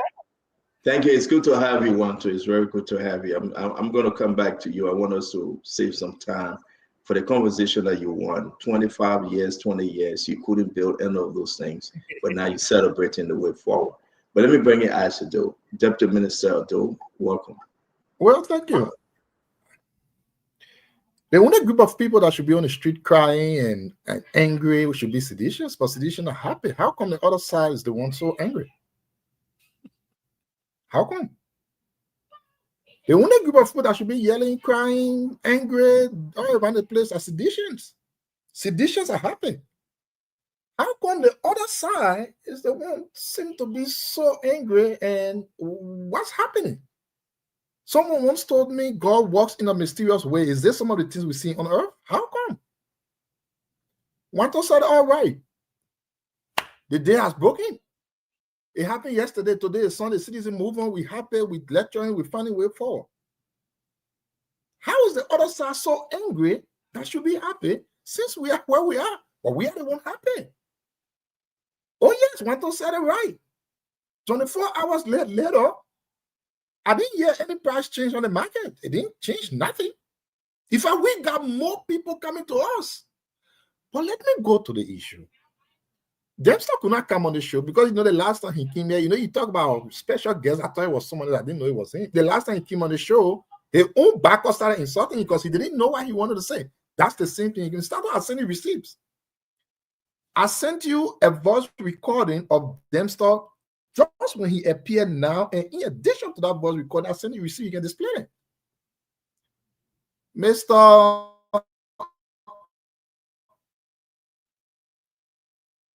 Mr. Dempster, who devalued his property because of petitions from the United Party. Are you hearing me? Yeah, you're okay now. You're breaking up, I say. But go ahead. We can hear you now. Your internet is breaking up. That's all. Yeah, I don't know. Right. So as I'm saying, I want our people to know our concern on the show is not property. CDC is happy. What we have gained over the last 24 hours is something that we pray that Joseph Boakai do again. We wish he do it more every year. So we care for it, but we just wanted to set the record straight. He just appeared on the show. I caught a little clip of what he said, and in addition to what he said, I said it. The brother said he had been running behind his property for 25 years. Hey, man, Dempster, put yourself together when you can't talk to the public, especially people who are intelligent, man. Dempster, you receive money and get receipt for the money. Which property did you receive money for, and which property were you running after? How can you be running after property that the same property you're getting receipt from receiving money? I mean, Dempster, you come on the show, you're talking to people that are intelligent. Don't come here and bring that sympathy thing that you crying by yourself, man, brother. How will you be allowing politicians to be using you? And you say you just come in like you can't think, Papa? Oh, so you receive money. You get receipt for the money. But the same building you received money for was not in your property or was not in your possession. How can you give receipt for a rent for a building that is not yours? But you are running after the property for 25 years. First off, CDC have been in the property for 21 years. So who was there before CDC you're running after for the other 4 years? My only advice is put yourself together. Thank you. Don't let Isaac. people Thank use you. Let me bring in Gibson. Let me bring in Gibson. Thank you. Intelligent and think. Thank you, Isaac. Gibson, let's hear you. Welcome to the show, Gibson. You are from Ibrahima. Let's hear your takeaway. First of all, thank you very much, guys, and hi to all the other panelists. I want to piggyback on what Mami said. It was very important. Mami made a very good presentation about Archibald Bernard, but he didn't go the way I'm going to go. He said Archibald Bernard made it appear to the CDC that they didn't need to bother. I mean, they can get his stuff. They can just go and do the rental agreement and the other things that Mami said. But this is what I want to say. Archibald play two-handed game, and he benefit in this process. He played the CDC, and he played his, I can say his brother, his half brother, Archibald Bernard was the maggot that was eating the inside of the tree. I will leave it at that. I don't have any empirical evidence to show that Archibald Bernard played his hands. I want to say one more thing, and Damo is right. I said it yesterday. I said people do demolition, but I've not seen where police participate in the demolition. In my lifetime as a journalist, I covered several demolitions. In fact, some of the demolition I covered, the owner will ask the police, can you help us? The police will say, no, that's not our job. If you want to demolish it, you already have your property. Go and hire people to demolish the property. In this instant case, the police did not say they're not a job. They were kicking down walls. They were demolishing whether makeshift or whether shift structures. It is not clear yet. And my bigger regret in the whole thing, all the journalists, they did phenomenal, even including my own guys. Nobody sought to ask a question either to the police or to the guy on the excavator who brought the machine here. I did not see any question. I've been scouring the internet to see whether there's any video of interview. My guys and other guys, other journalists, I never see it. At least if somebody had gone to the guy and said, my man, you are the one that demolishing this. Who sent you? Nobody attempted. None of the journalists attempted. Not a journalist went to the police officer. I saw Johnson, the guy who shot in CDC 2011. I saw him there. He was the one that was pretty much leading the whole group there. He, in fact, talked about the police officers that went and looted over there and took another weed. They took another weed they don't have at home. They that looted over there and said, yeah, I mean, it's so stunning. Who looted the place and said, those two people that looted, we are going to make sure the law take a course. No journalist said, this demolition today, are you guys the one that are responsible? Nobody asked a question.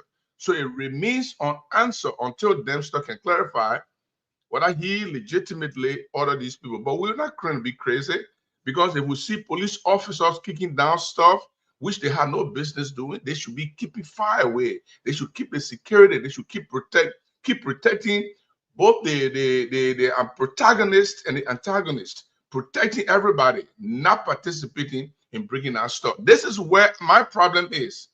But everywhere people possess, my wife, I have been cheated of property before.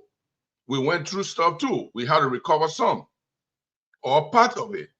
So I know when they say you recover your property, I know exactly what he's going through. Dempster say he feels the pain of the people because the property was taken away. That's complete rhetoric. What do you feel? You don't know how the people feel. You don't know whether they are happy that they are out of there because the trouble is done. You don't know whether they are angry because they are out of there because you took them out. You don't know whether they are even having a neutral feeling about the place. So I don't know what he say when he feel the place, but I think that Dempster should not be a problem here. I don't see Dempster as a problem. I see that Archibald Bona play a double hand, and the CDC probably did not listen. According to Mame, it is true. And I know Mame is a man who controls information very well. I don't want to doubt him. That if Musadin advised them and say, this is the man's property, you'll give it to him, and they didn't listen to Musadin, I'm very sorry. They didn't listen to Musadin, and he's a lawyer for them. According to Serena Cephas, he's a lawyer after serving as cabinet minister for George Bush government. And it should be a conflict of interest. I think the CDC should file a complaint against Anthony. You can't serve as cabinet minister. You know about everything about us, and then you come and file lawsuit against us. That's conflict of interest. It's a reverse. It's a reverse, Gibson. Oh, he was a lawyer before becoming cabinet minister. Yes. Yes. And Gibson, because of the same case and other issue, that's why he was appointed to be the justice minister. So when he became justice minister, he left the case. It's a lot of story here. We don't have time to. So I think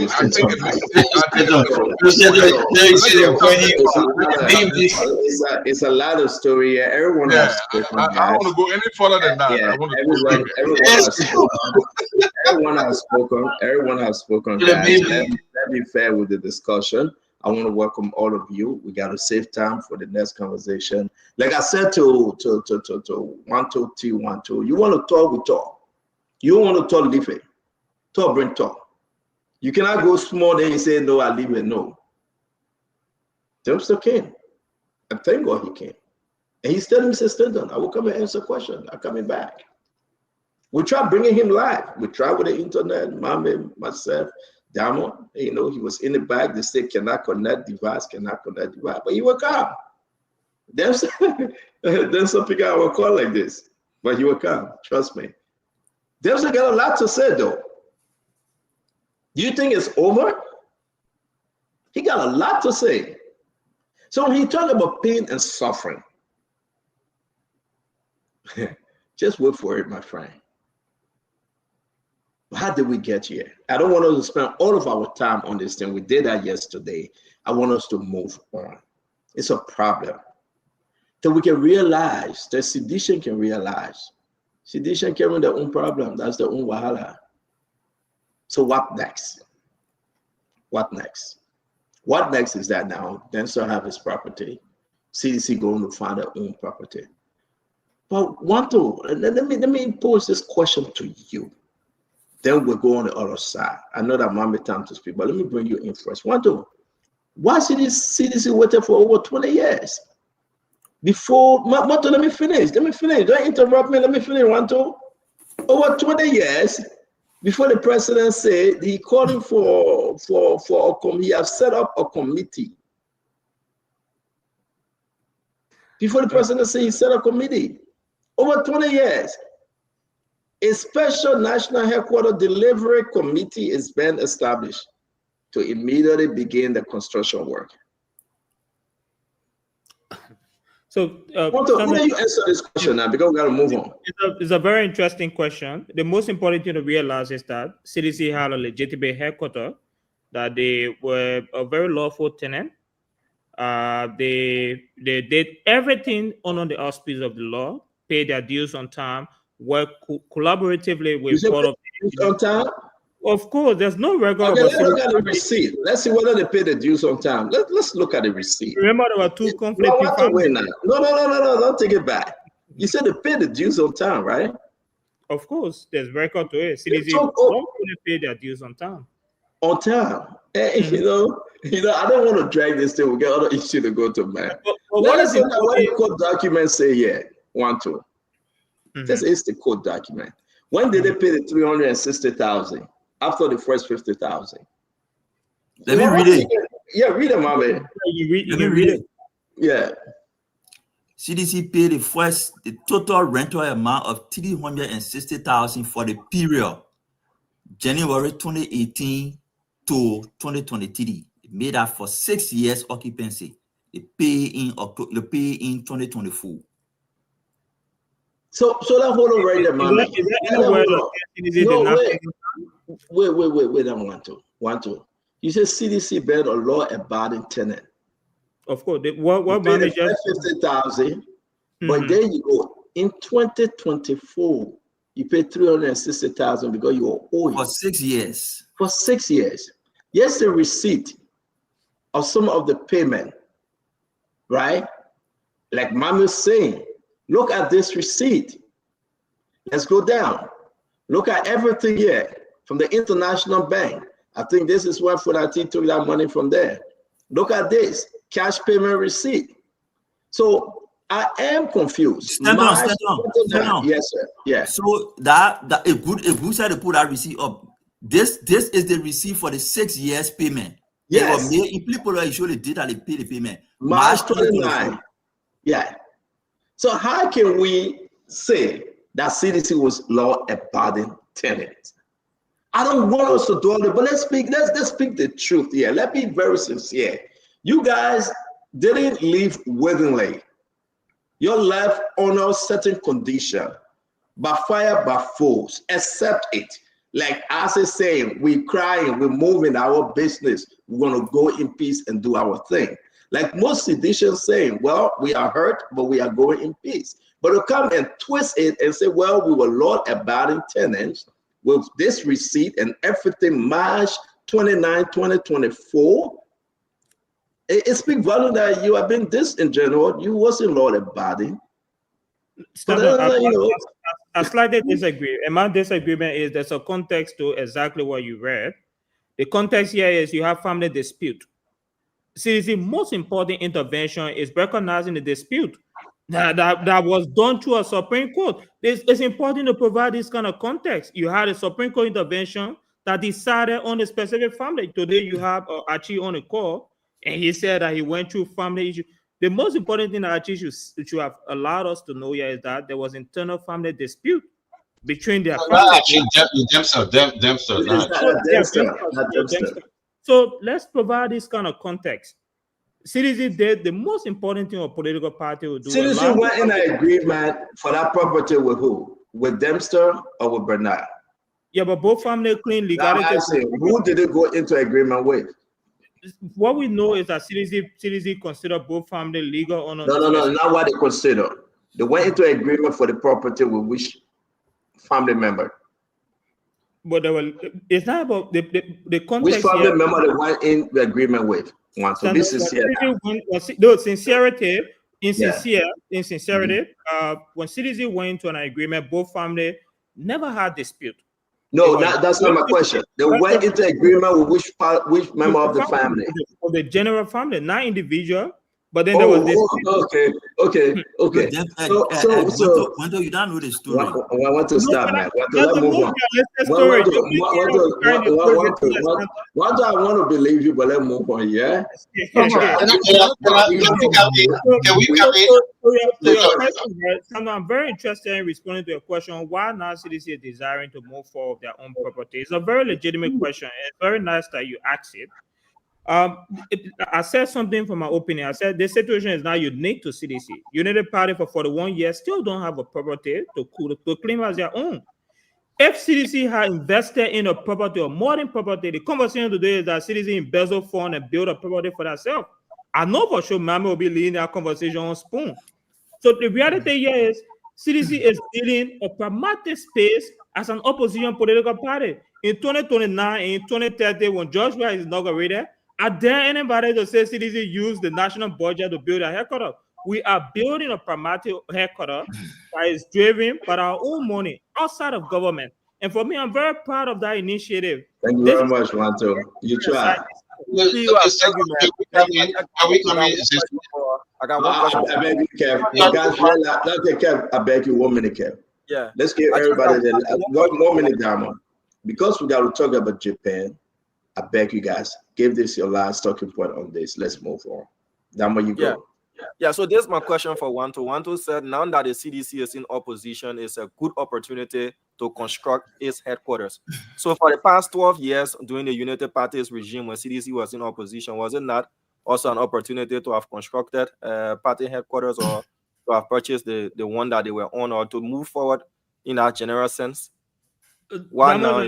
It's an interesting question, but the reality, you don't determine the specific instances that will lead CDC to think differently. As a political party, for me, I believe, and that's my opinion, counted for it. I think this is the most preferred opportunity for us as a party to lead a specific headquarters that will determine our future towards 2029 and beyond. And within this instance currently, we are building one of the most collective teams, ordinary citizens. They actually tell the best brain possible. That's what President we have said. So thank you very much. A committee, something I want me to provide. If you want us to talk about Baga coming by in the country, we got to go now. I beg you guys. I'm very much interested in that Japan conversation, but for me, I'm proud of this state current Damo. I think for me as a citizen, I'm very proud that this time, as an opposition, we are leading a party where you say that we embezzle public funds to build our headquarters. Thank you very much. Let me bring in Kev. Kev, let's hear you. So now I get it. Let me straight out two things. The first one, that quick, you coming, Isaac. The first one, George Manawia did not appoint Musa Dean because of the case. Let's get out of that. Never. We ran a serious government. We will not put you for the case. Let's get it clear. And the second one, Wanto was 100% accurate. 100% accurate when he said we made our payment on time. 100%. The receipt you show, it's a double payment. I'm going to say double payment. Our payment was made to the other family. We were paying correctly to the other family. And that's why you came on the show. And that's why Jerome was talking about the other family were playing double game, double this, because we were making payments. Stanton. And I'm telling you, we know about the case. Mommy should not come here and brainwash people that don't know about the case. We know about the case. It's our party. We know. And like I always say to you, we don't spend time outside the room. We spend time in the room. So we know about the case. It's our party. We were making payment on time. Wanto is correct. We were paying the other family. Thank you. This is a double payment. Kev. Double payment. Because the city is the law abiding. Kev. So I want you to know that. Thank you. Thank you, Kev. Kev. I beg you, let's move on. But before we do that, Kev, let me ask you. Who you got in contract with for this property? Who actually you signed into law to be the person you leasing the property from? I don't know what the family member. I don't know what you're talking about into law, but our first contact was the other family. That I was first. with the other family. The bona fide, the bona fide child of the owner who owned that property, the bona fide child, which is the other side, the other family, the bona fide. Again, let me ask you the question. Kev, come down. Let me ask you the question. I beg you. When you went into a lease agreement, who went on the table legally? I said the other family. Who the other family? Who the other family? What's the name? Where they have the name? Stanton, I'm just answering you. I said they have the Brunel family and the Dempster. I said the Brunel family. Yeah, you said the other family. That's why I'm asking the name of the family you went to agreement with. Brunel family, the legitimate child. Yeah. Okay, so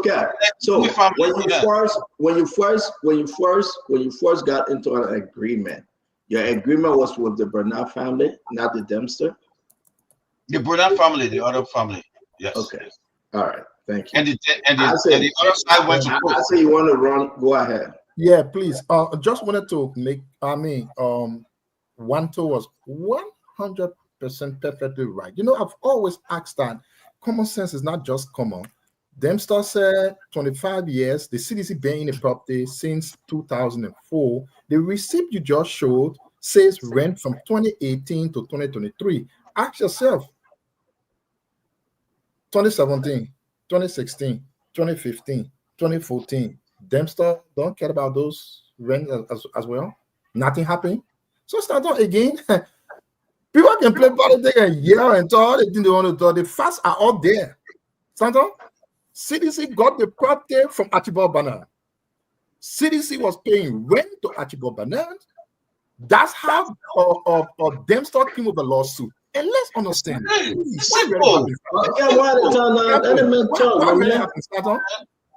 Archibald Bernard's mother got the original deed for the land. She married Mr. Dempster. When they divorced, that was when Dempster's, or who is here now, Dempster's, is it auntie or something, whoever person that the man married. Mata, rather. When he married Mata, that was that period when he passed on. Now the court is saying, okay, since these people were married before this man died, the property goes to the wedded wife at the point of his death. That was the court's ruling. So when you look at it, the real children of the owners of the properties were Archibald Bernard and their people. Exactly. This man. But yeah, I have to put you in the back, my man. We're not fussing. Let's talk one at a time, man. This man was not the son of even Mata, who actually cleaned the property because of wedding. So when you look on the original deed that we used to get that property, the Archibald Bernard's mom names are on it. Let's leave that one. We were in the property from 2004. They did not pay rent 2004, 5, 6, 7, 8, up to 2018 that this receipt showed, or it said that Dempster himself doesn't really care about the rent before 2018. Think about it as a person. Just to conclude, brother. Yeah, just to conclude here, someone said Musa Dean, you know, sometimes it's hard to waste time on some arguments. The people appointed Musa Dean as Minister of Justice because of the property. But then Musa Dean was Minister of Justice for 6 years. CDC didn't get a property in their name 100%. Like, thank you, Azan. Thank you, Azan. Yeah, thank you, Azan. Let me say this. Let me say this. And this is just simple. These guys, our brother, they will go crazy on the show. They went into an agreement. And we say what you want to say with the Dempster. They didn't pay him. They pulled out thing to say, well, that two family fighting, so we're not paying. Was it intentional? Of course, yes. It was intentional. Who cares whether Bernard eat your money? If Bernard eat your money, that's your own family tree. John Palmer waits on John Rice. You're getting money to Bernard whip it. If you say you give him money, it's between you. The owner, as per the court document, is Dempster. You didn't pay Dempster his money. He been crying. Musa didn't tell you guys the property belongs to Dempster. He represented Dempster. He was representing Dempster prior to, and you know it. And he told you guys so many times, and you guys ignore him. Because this is what you used to do. The good old boy club. You would sweet up Brenda, gave Brenda money, and think that Brenda gave it to his brother. Whatever happened between Brenda, Moba Malu, and the party that you're society. Today, what happened? You're all of the property because you have few wise men that was very, very intentional in playing games. They were very, very intentional in playing games. And this have cost CDC a lot. So CDC was saying, oh, law-abiding tenants. No. CDC were playing game. And I can say to all Liberians today, if CDC were in power today, then so who would have gotten this property back? You know that. Hey, if CDC were in power today, you think that thing that happened was going to happen? No. The guys are going to ride for the next 6 years and they will never talk about being an AI. Never. And you know that. Then one may ask, why now? My brother want to say happy now because you know what? The scales have fallen off the eyes of seditions. So now we can see clearly. And that's what you get. So all the laws that we pay, we're paying to the legitimate family, criminal river. Your sin have caught up with you. And the Liberian people have seen through that. And let me, bye. So we got to go, Kev. Your sin have caught up with you. We gotta go. Mommy, you want to say something very quick? That's my turn. That's my turn before Mommy. Oh no, Mommy, wait. Mommy, that gives him time. He didn't speak on the second round. Gives him. Ask me on the second round. Yeah, you were coming, Mommy. That gives him finite, please. Gives him. Okay, Mommy, I'll let you go if you want, but Gibson. The reason why I want to go because I think there's a lot of. I will do my best to be on the show on Monday. I will try. I think a lot of misinformation been going on, and this is look. The first thing is Dempster been fighting for this property for more than 25 years. He didn't say I've been fighting CDC. Achibo Bona be claiming this property for over 25 years. And he and Dempster been fighting over this property. So went to your statement to say the two families were together, there was no confusion when CDC took it. That's not true. Dempster and Achibo been fighting.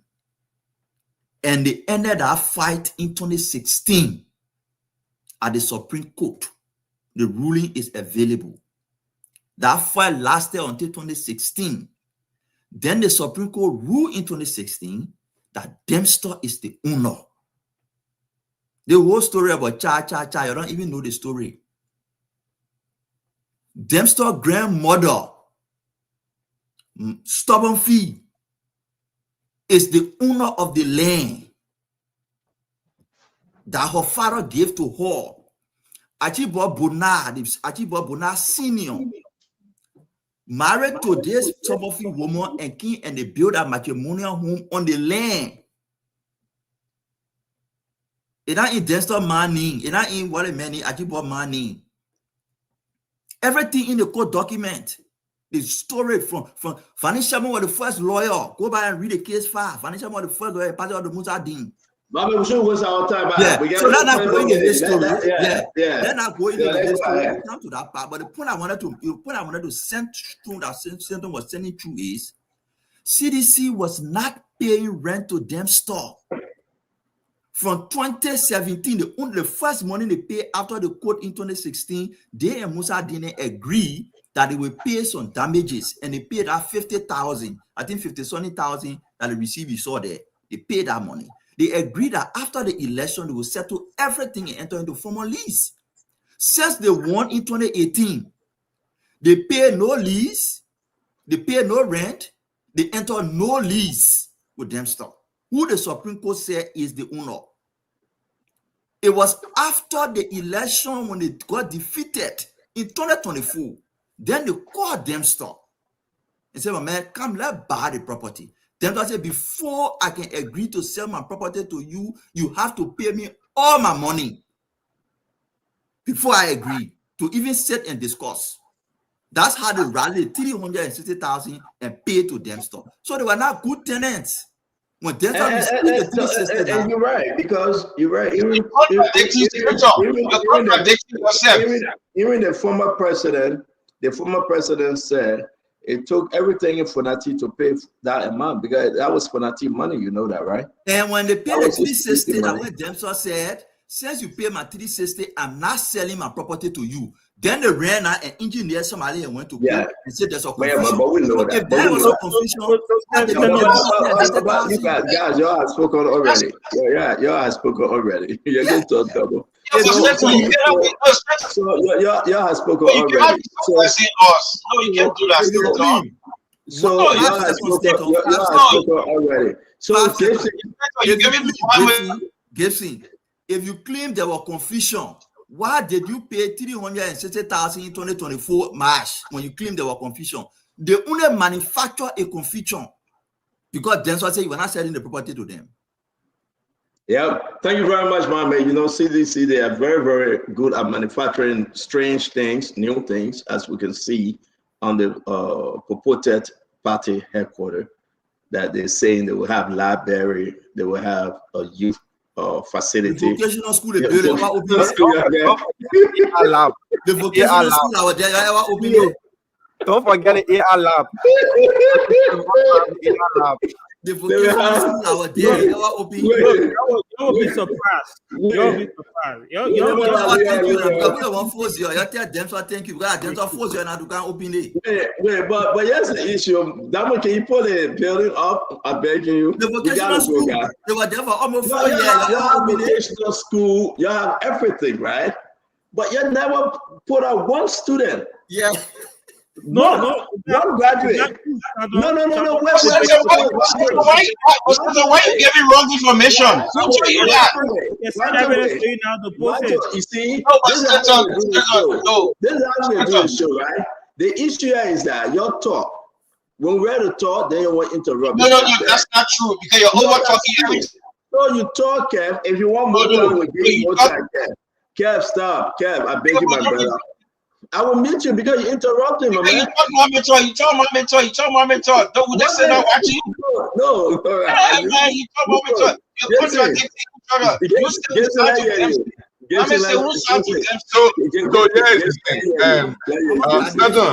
you put startup question. The vocational school. I think we are discussing. There's nobody. The whole vocational school get dust. Seriously. I mean, how can you do that? No, Gibson, give me 5 seconds, baby. Gibson, give me 5 minutes. How can you do that? You have a whole vocational school, right? You bet, yes, for almost 100 years since you bought that property. You had a whole vocational school, and you won't come and tell us that you building AI library. How can you build AI library? The one that was present, the one the student could walk to, the one that was visible. You saying that you didn't graduate anybody, but then the one that will be on AI, you graduate people in space? Yeah, just stop being yama, man. Let me frank. If you don't do something, we'll get AI library. First of all, the one that the world you used to see. Y'all do man, woman business inside. You ain't graduate nobody. Then I didn't want you to talk about y'all graduate somebody in space. Just talk to me, man. Yeah. Stop listening to Yeah, man.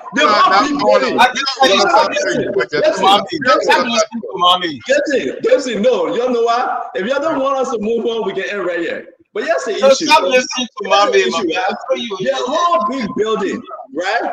They built that thing. They built it. To tell you the truth, you're turning into a motel. Okay? You took Jesus Christ from that headquarters. You're the men and women based in that place. You don't even know. You're the men and women based in that place. You're turning into a motel. Then you want us to believe. You don't want us to believe that it's good. No, it's not good. You gotta be grateful to God that at least they took that building down. That building was unspiritual. To tell you the truth. You had a whole building.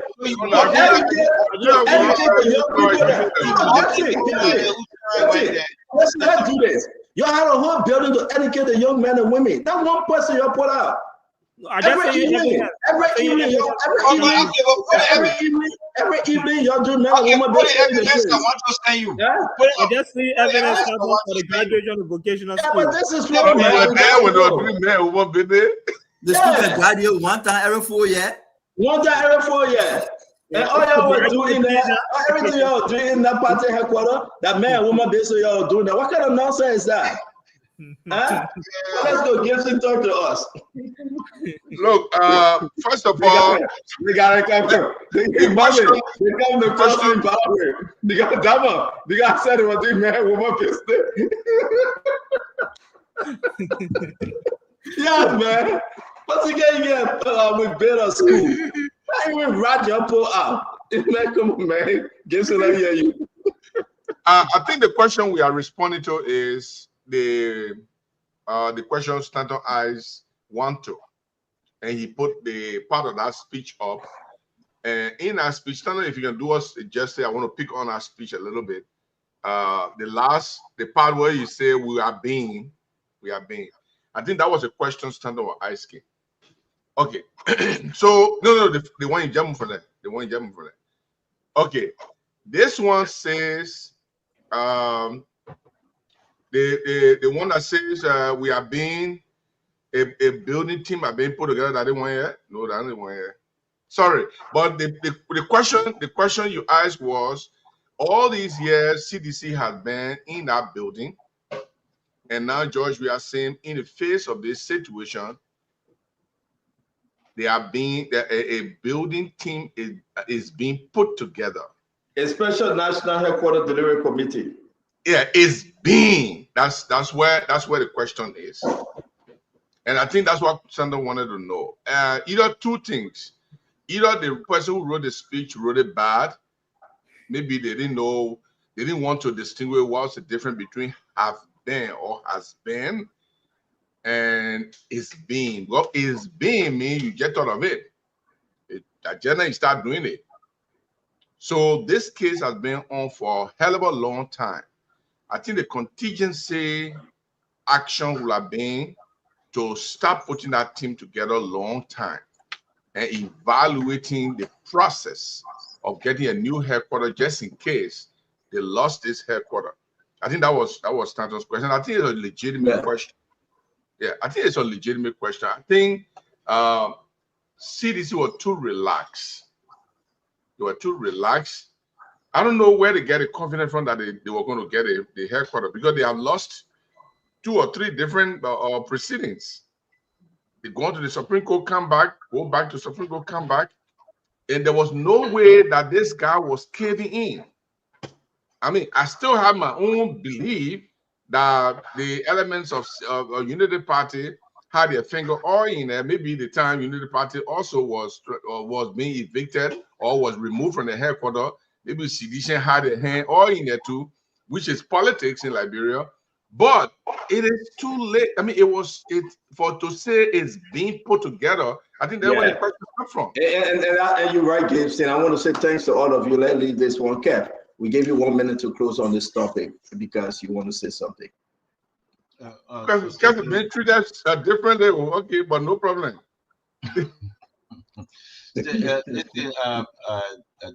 Jerome, let me make it clear, right? Want to send you evidence to show. I think the information you send it out there to say that the building will dusty, be used for other purpose that I would not even talk about. I think it's wrong, because it's like you're mocking the old mothers that were crying at the CDC headquarters because the children were going to school there. They don't know what to do. They are crying. They don't know. Some people were living there. That was some homes that people were living there. He was there. I'm just surprised. Maybe he should speak about that. Crying. A woman who container that was demolished for her business. A lot of things going on. I think what the government did, every loving Liberian who cares about Liberia, who love the country, will condemn what happened. And I say this to you, Stanton, as a man who have that history or helping people, the poor people. You should be on the side and condemning the government for a lot of people being homeless, a lot of people, businesses. They should allow them to get the stuff by serving them eviction notice. And again, let me say this: the payment that you show, it was CDC, the whole CDC that made that payment, the entire CDC that made that payment, including everybody. So we cannot just say, oh, this person is CDC. And let's get it straight, Jerome. CDC were making payment on time to the family, the Bernard family. CDC were making that payment. This is a double payment CDC made, double payment. So I would say the Dempster guy, he know that CDC were making payment. He requested for this because we had it right. So he duped CDC. The Dempster guy duped CDC. That's what I would say, because he knew that CDC was making the payment. But he come back and say, because we had a contract to have to be the first buy it, he say, okay, before I honor that contract, you pay. And CDC made that. Thank you, Kev. And then back out of that. He duped CDC. But I just want to ask Kev, the person, the lady or the container you're talking about, is it a woman who said she took money from the bank and she took her container out? It wasn't destroyed. You saw the video where she was crying, about she took her container out. She was allowed to take her container out. So finally, she went and take it and take it out. Took her container out. She took her container out. Yes, but it shows that she was crying and saying that. I just wanted to make that point that she Thank you, Kev. Thank you, Dama. We got 20 more minutes. I just sent you the graduation. I just sent you the graduation of CDC vocational school, man. We gotta be there here. But thank you, Kev. Kev, thank you very much. I'll put it up. Before we go back to Kev, you have already spoken and gave me a chance. I beg you, we're not in 3G. You guys can have a whole party headquarters in 3G. That's not what we're doing here. Okay, it takes time to upload. But again, I stand by what I said. This is very, very embarrassing. And I think Sedition should applaud the work of the Liberia National Police for what they did. They should applaud the work of Mr. Dempster. I mean, bringing down that place they call school. That was a mini motel. And Kev Hassan. But let me finish, man. You talk. I give you a chance. You talk. Let me finish. How can you do this? No, but don't do this, Kev. I just gave you free time. No, but don't do that, Kev. You will not interrupt the show. No, don't do that, Kev. You just talk for 2 minutes. Give me a small 30 seconds. It's very important, right? And this is why we can do this, because it's unique. We know who all had key to that building. You know, we know a lot of stuff that took place. When you have 9 to 12 room and people have mattresses on the floor, they call school, the rest is concerned. Gibson? The rest is concerned. People have mattresses on that place, and, you know, and they call it a school. And they're not boarding school. And that's not boarding school. Can you imagine? They were doing man and woman business in that place. And this is the reason why they should carry the man and woman business somewhere else. Let's face it. What kind of school? No blabo. They bring it No back into blabo. no blabo. So I agree with what Wanto said. Now they're going to open an AR library. That there will be no reason to go there physically. How mommy managed to know that there's no blabo there? No mattresses. These guys now open a tweaking headquarters that everybody was going there to do yama yama. And that's wrong. So, I mean, I don't care. You get vexed with me. We still remain friends. But I got some bad information and pictures and video from our headquarters. They were operating on pure man and woman business. And that's not good. That's not good governance. That's not good governance. And as much as Kev, you push me, I'll put something up here, you will see. Yeah, that's not good governance. What kind of school, no principal? What kind of school, no teacher? The only person they had there, Johnson Koji who can now, and Johnson Koji was teaching the evening school. And you know, evening school, student card 9 o'clock, and they leave the next morning. What kind of nonsense is that? And Johnson Koji, how they operate right on the other side? Come on, man. I can't Monto, go there what he after have for the school? hours. What he I have can't for the So, go school? there so after hours. I sent a dossier of evidence to stand on the Evidence police. where? Who are they here? How many graduation? Who are they here? Who are they have? But They- put they- it up, in fact, man. Why you can't put it up? Once They, a they, week? very, Yeah, very, I put it up. there are people who benefit. In fact, we'll do a case guard study to see some of the Every potential. day you doing Those case study, not studies, helping you. Monto, you read Some yet? of the students from our school, I'm like, Monto, right now as we speak, they are how many self-employed. graduation? They're Who are not they employed here? by the unemployment in the country. Nah.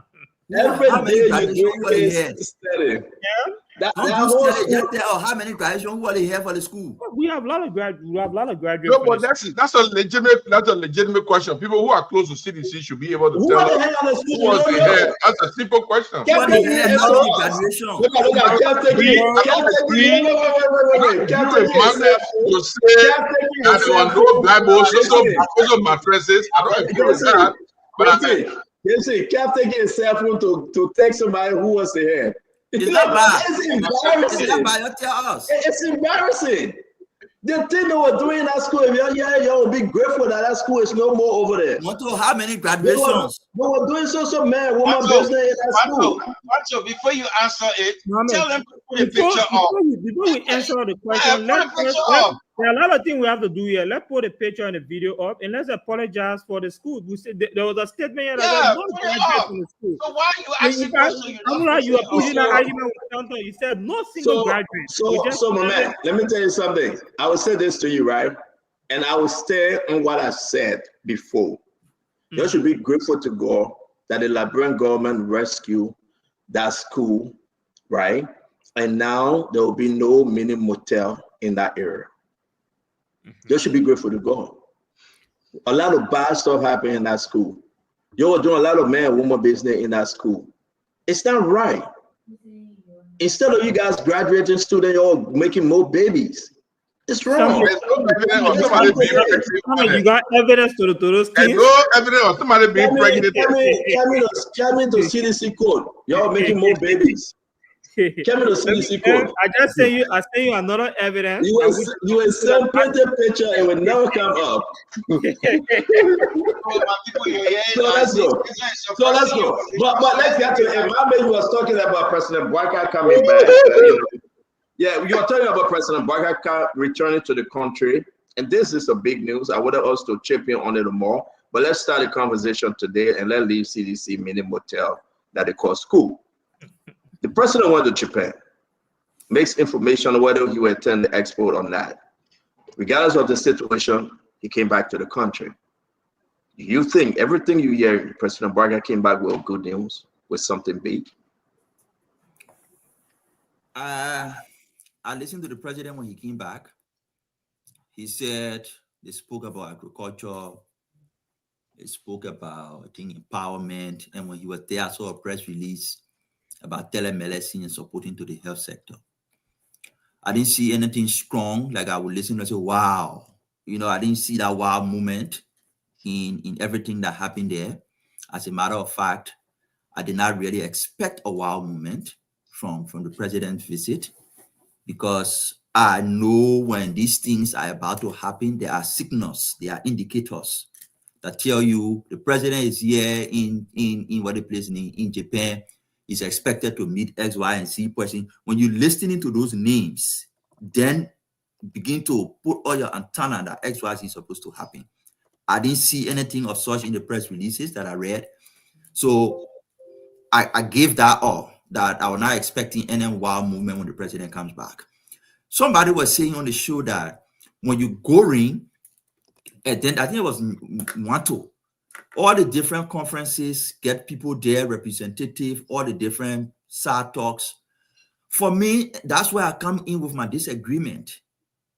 You do not have to have people represented in all those different meetings. What do you want strategically?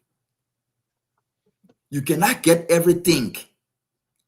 Instead of casting a wide net, cast a strategic net.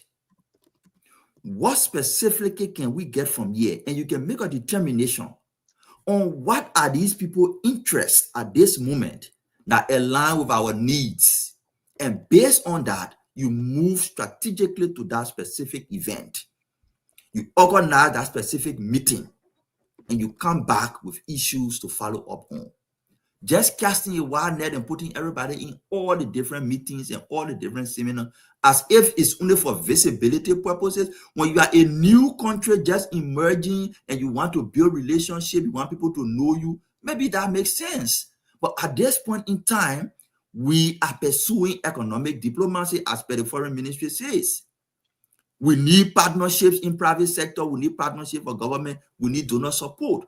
If you identify 3 key areas that you feel Japan align with us directly, deploy resources and people in those 2 areas to go and come back, rather than just carrying a whole group. I disagree with that. And that's the number why, that's the reason why the number keep increasing over and over on foreign travel delegations. Because we're not strategic in what we're going for. We just cast a wide net to go all over, but we're not getting anything. How can the president control this, my man? How? Because the president spoke about it during one of his cabinet meeting. He talked about this huge delegation going on Jolly Jolly. Yes. He didn't say Jolly Jolly, but he went that direction.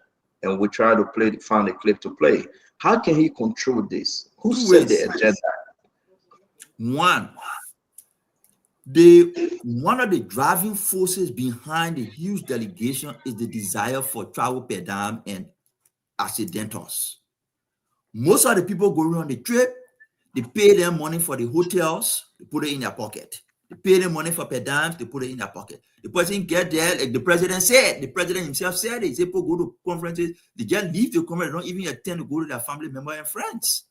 This has been a problem from back of ages. The way to address that problem is the way international organizations we work with have been able to address that problem. That's why I said to solve that broad problem is not difficult, because every problem we have been solved somewhere before. Just go there and see how people solve it and adapt it. Not just copy it directly, but adapt it. People use prepaid cards. So if you feel that it is so important for you to go to this event, nobody putting money in your pocket. They put the money on the prepaid card. If you sit up in the hotel, you swap the card. If you eat in the restaurant, you swap the card. But because you put in $5,000 in somebody's pocket, the person leave $3,000, $4,000, they travel and they be sleeping in another person's couch. So cut down the payment of direct travel per diem and allowances in people's pocket and put it on prepaid card. People will only travel when it is necessary to do so, because they know they're not getting no monetary incentive from traveling. But once the monetary incentive is there, people will keep begging, put money on the trip, I want travel, put money there, because they know there is monetary incentive to do so. Thank you, Mame. Thank you. Let me come to you, Gibson. What do you think? The president came back, the hands swinging. We see no briefcase. We see no candy. Maybe it's coming later on the next continuum. To be fair, it be no good news yet. Maybe we'll wait for Tuesday when the information minister come out. But what we know so far, nothing concrete. Ghana, they just posted. Big thing going to Ghana, other African countries saying we got to take away. What happened with our country? First of all, I think Mami made a very great point when it comes to controlling the expenditure per people traveling with the president or without the president.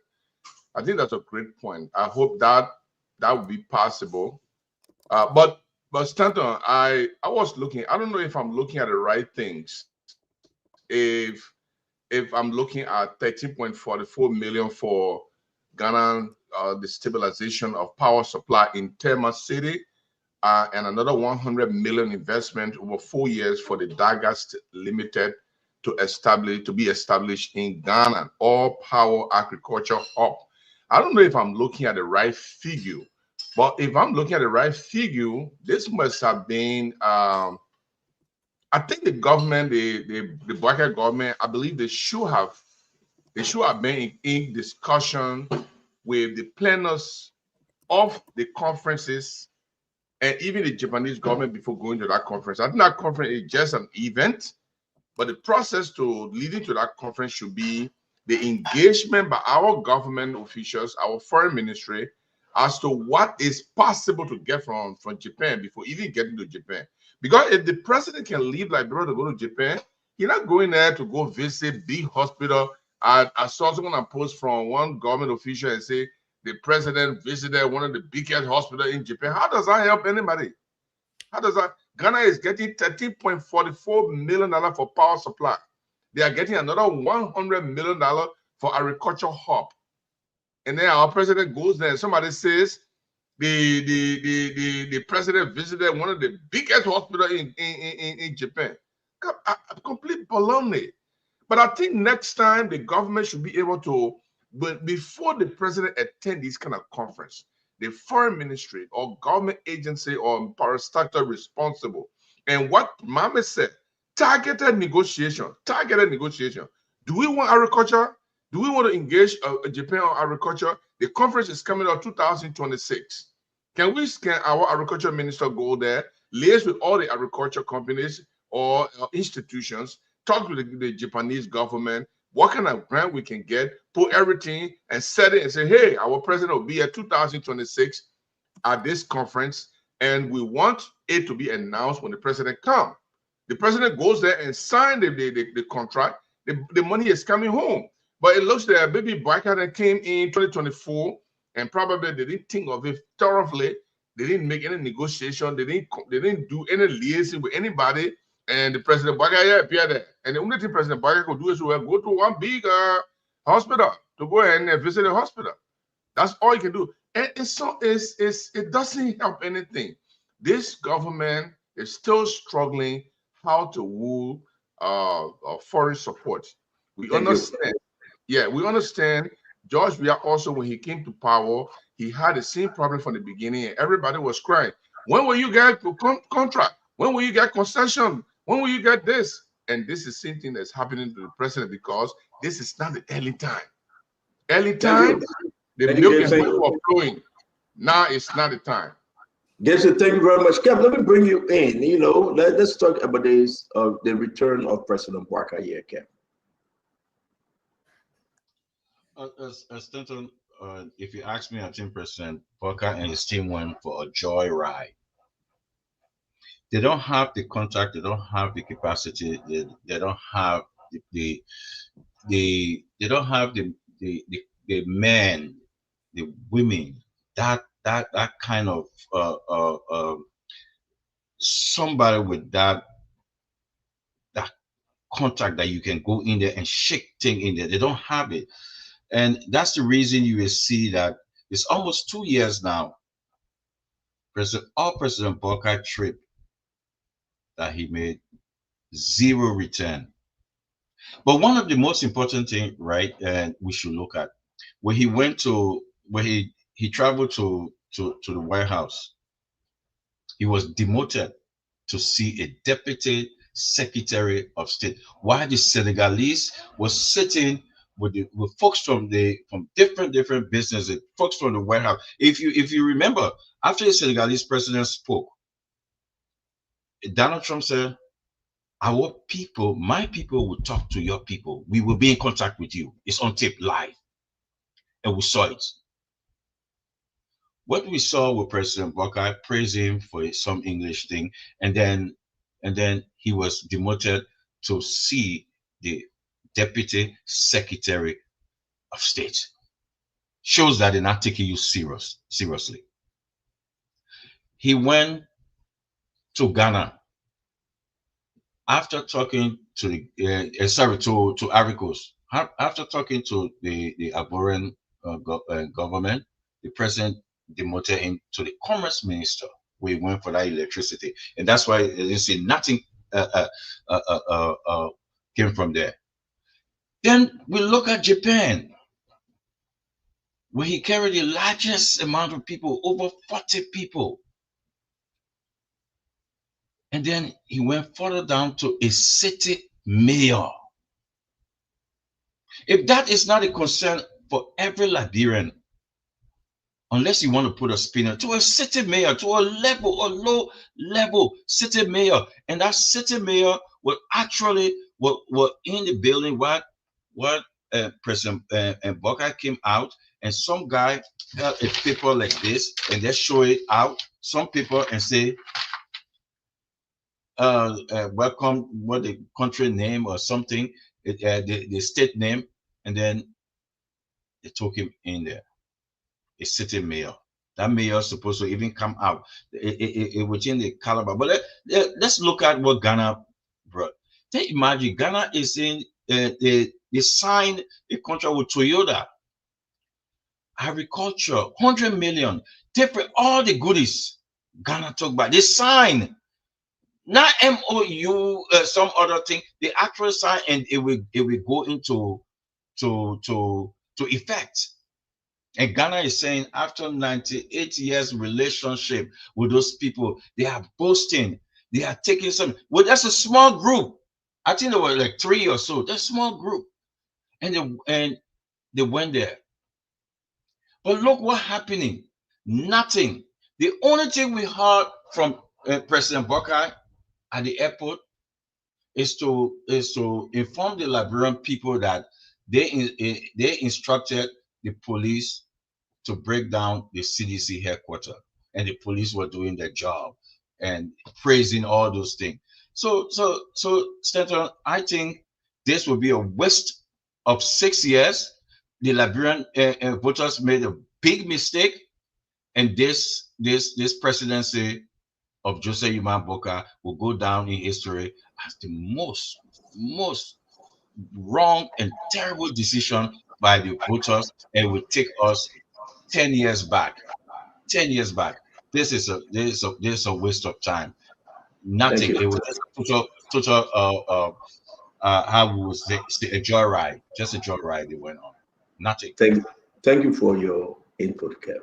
Damo, you want to contribute on this? Yeah, thank you, CEO. So I'm looking at this from a holistic perspective. Not just what happens at the conference, but as Mr. Jeru and even Mame and Wanto said, initial preparations.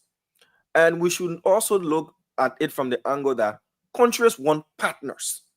Nowadays, everybody's looking for a partner that you bring something to the table and they bring something to the table, rather than just giving you aid upon aid upon aid upon aid, because there are other pressing situations all around the world that need aid more than you. So what are our strategic areas that we want to partner, that we want to see development in? And we want to say, look, this is what we have. This is about selling Liberia way before going to that conference. This is about having strategic teams that can go in and negotiate from the foreign ministry to the ambassadors to whoever you send there as your representatives and lobbyists. So at the end of the day, when you present your country and what opportunities you have that the Japanese can also develop their country through you, then it becomes a strategic partnership. But if you don't do any groundwork and you go in and then you say, look, I want this, I want that, I want, they're not going to look at you, because the time is even limited. They have to deal with people that I don't want to use more serious, but people who they feel that they have got mutual benefits from, and they will deal with those people. So I think it's a lesson for the government of Liberia. It's a lesson for the Ministry of Foreign Affairs. It's a lesson for us as well. That look, let's see ourselves as a country of opportunities. Let's tell people, this is what we want you to come and invest in Liberia. We have an economic zone that if you bring your companies here, we have labor, we have this, we'll give you tax waivers. This is our health sector. If you can help us to invest, we'll say, okay, 20 years, run this sector, teach our people, build, operate, transfer. These countries are looking for where they too can make money, not to always be giving you and giving you and giving you and giving you, and what do they get in return? So I just think it's a learning curve for the government of Liberia. Probably they made some gains that they've not spoken about. We're waiting for the government to make its official return. And going forward, we should look for who is more effective in producing. Even ambassadors that we appoint, CEO, we have to not just be appointing people because, oh, somebody gave me vote during the election, so go be ambassador. The person go, they can't even represent the country. Nothing. Absolutely nothing. They're there for 6 years, they get changed. And you wouldn't see no representation whatsoever. If we're even grading ambassador, CEO, on what level of improvement you've brought to the country, how you represented us, who are those investors in the country that you were an ambassador to, that you were able to bring to Liberia or convince. How many Liberian ambassadors even have trade expo of Liberia in their various countries? That if you go to the embassy, you'll see, okay, this is Liberia, this is what we can produce. How many ambassadors that Liberia have sent out there are doing trade expos to let people know what Liberia has got to offer? Nothing. Everybody wants the job to go and do whatever they can bring for themselves at the end of the day. So that's just what I want to learn on that, CEO. Thank you. No, thank you very much. I'm going to bring on one, two, guys. We're going to be closing on this topic. We'll do another quick round and we close. Let's hear you, and then welcome to the show, Governor Clinton. Great. And Stano, this is a very, very interesting topic that I've been very passionate about. And the reason why I'm passionate about is I like the closing part from Dama that speak about the most critical space of any country is the diplomatic space. And the reason why the diplomatic space is critical is because the whole system, the multipolar system of diplomatic negotiation have changed completely to transactional diplomatic space.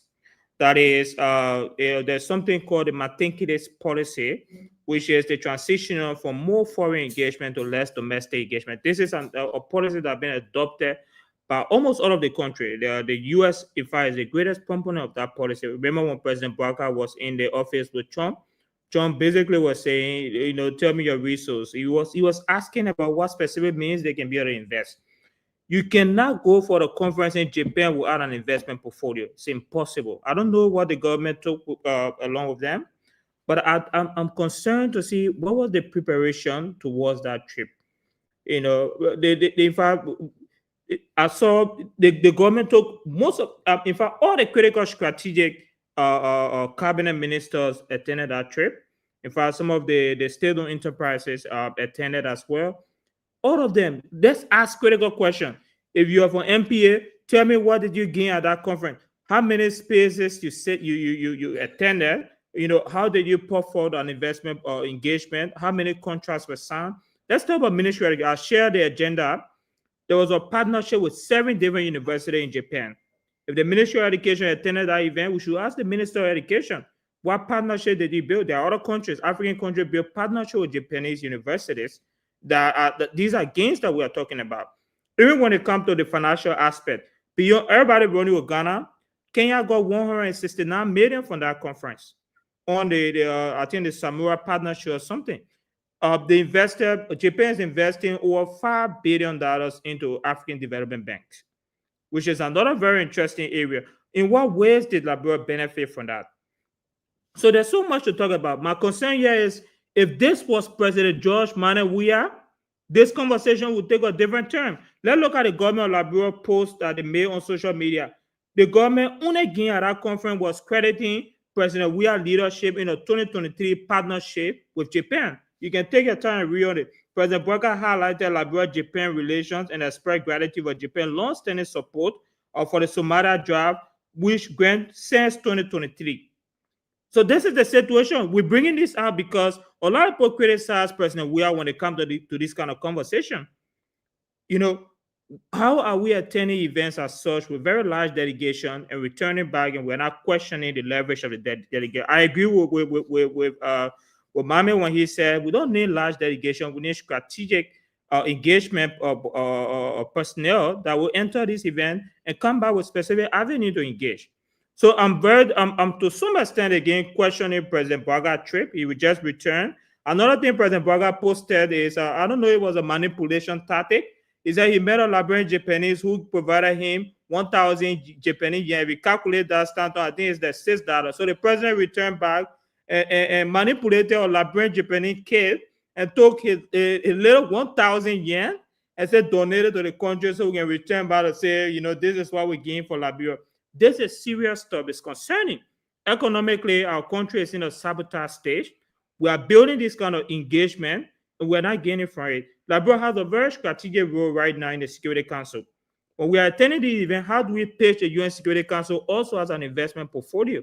Because again, this is another pathway that could be able to build serious multilateral engagement.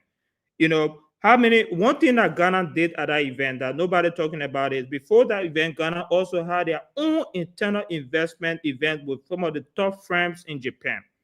So they sent a delegation ahead of time to select a hall, send invitation to everyone attending that event. Some of these events will also have the research who's attending. Sarah New did that. Sarah New investigated almost all of the key partners that are attending. If you check the Sarah New delegation here by led by the chief minister in Sarah New, you'll see he engaged with the UN, the United Nations Food and Agriculture Center. He engaged with the United Nations Secretary General who attended that event as well. A lot of other people. These things are not magic, but you must have your best technocraft possible, and you must look beyond political line to seek advices, which is very important. So again, this is a concern. The government returned from a trip. President Weah, our 2023 plan is the only accomplishment that the government highlighted on Japan, and that accomplishment was done under President Weah in 2023. And that's my word on this, and I hope we can have more conversation on it. Thank you. Thank you very much, Juancho. Let me bring in Councillor Clinton. Councillor, welcome to the show. Thank you, Stanton. Thank you very much. Look, Diamond, you're giving too much credit to the administration with all the ideas. Look, this government told us that they were ready. They had the smartest people to provide leadership to the Liberian people. This is an open secret. This is what they campaign on. So going to an investment conference, obviously these people should know what they were going to do. They should have had these portfolios ready. So to come and say this is a learning curve, I think you've just been too lenient with this administration. The truth of the matter is these are a group of clueless people who cajole themselves into power, and the way into power, lying the way into power to Liberian people. They have no idea what they're doing. This president condemned, and this UP administration condemned President Weah and taking many people on delegation. This president traveled with 40 persons to Japan.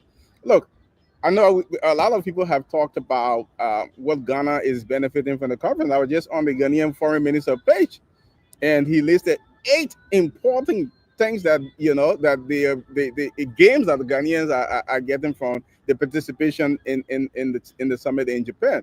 Unfortunately, you have a foreign minister in Liberia. She's not reported to the nation yet.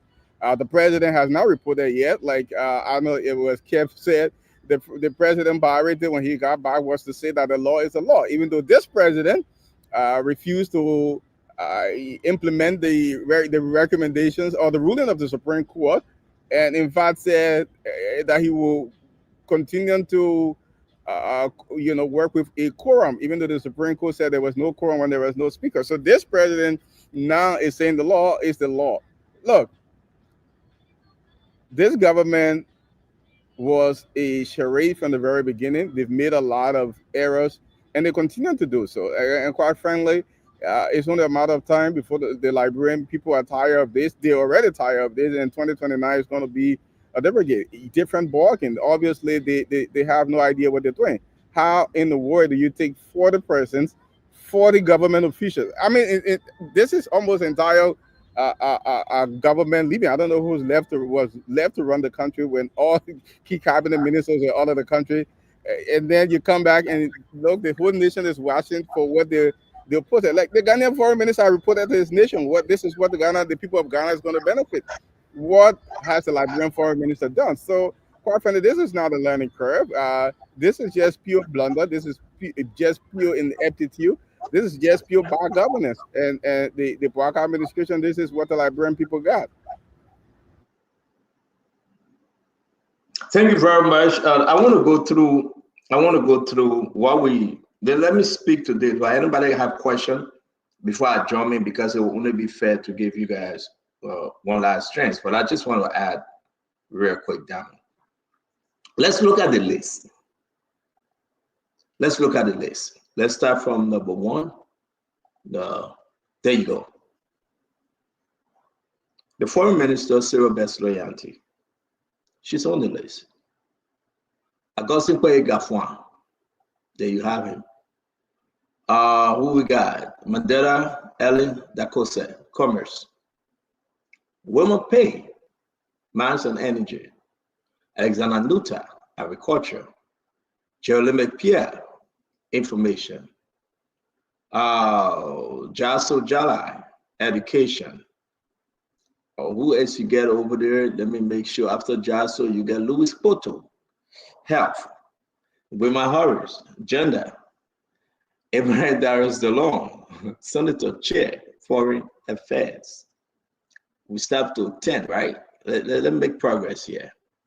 Nika Gay, Representative Chairman, House Committee on Foreign Affairs.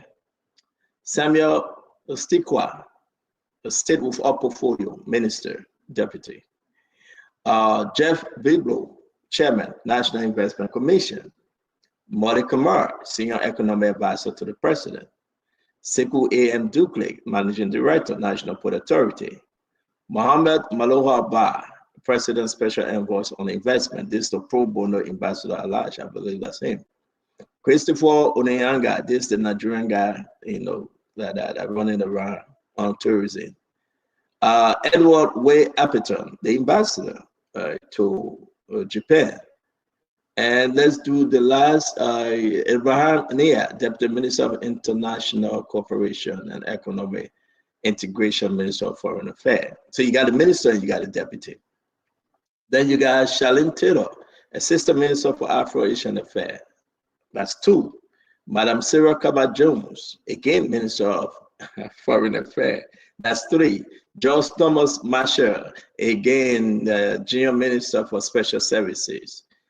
Minister of State for Presidential Affairs. Now you don't care all the other people in the marshal and you carry him. James Muzai, Strutter, the President, Liberal Business Association. 23. Apart from protocol, security, whatsoever, 23. Can the government actually give it the best shot as to why all 23 of them? We are not talking about folks that are assigned to the president. It's aid, it's security. Nothing. But must all these people go on that trip? So what's Sarah Beslow going to say? Let me, because we got to break this down now. Sarah Beslow Yanti on the trip as minister. Why is it different from, and somebody help me, from Abraham Nia? What is it different from the assistant minister? So you have the minister, you got a deputy, you got the assistant, and you go down the line. So what Sarah couldn't do, what the deputy couldn't do, so why must you carry all of them? Don't forget, Momo Saros on the trip, but Momo Saros is there. I will come there. I won't take this thing step by step. What the government, and my fellow Liberians, right? You know me, I love to be so objective here if I'm not playing. But this is a complete waste. This one, every President Baga knows it's a waste. And that's why we ask the question, does President Baga go over them? Does he go over the list to cross-check? And he left it with them? And we are talking about almost 400,000 in the space of the expenses that go beyond this thing, almost 400,000. Once Sarah, the minister, and I'm hearing that she's getting frustrated, she want to resign. I pray that she resign because it will help with a mental state of mind, right? It will help her. But why would Sarah do this to the country? Why would Sarah Beslow Yanti includes 5 other individuals just to go on jolly ride pleasure? Why would the president even accept it when he look around? He see the deputy minister of foreign affairs, the minister proper Gibson, then he see the assistant, then he see the assistant, then he see the assistant aide. What kind of tabata is this? The Minister of Information, did the press secretary go? No. I'm to the Minister of Information. Yeah, we still on foreign because this thing about Japan. How can the government explain this one? And I'm serious. We want an answer here. How would the government explain this one if this is not a wasteful project? You know, some project you put your money into, you put your time, it turned out to be wasteful, but then you say lesson learned. Right, Gibson? So some project you have invested in some project, you think that it will come up well, but then you turn around and say, if I knew. But then everybody go take picture. Before you come in, let me just add this though. So what was the work of DeLong or Momo Cyrus or the representative Nika Gay? What was the function now?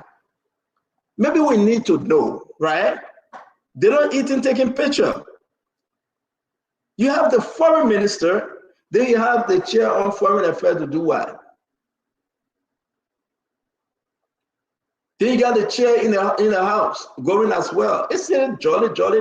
You get a national security advisor going there and standing taking picture of Momo Cyrus.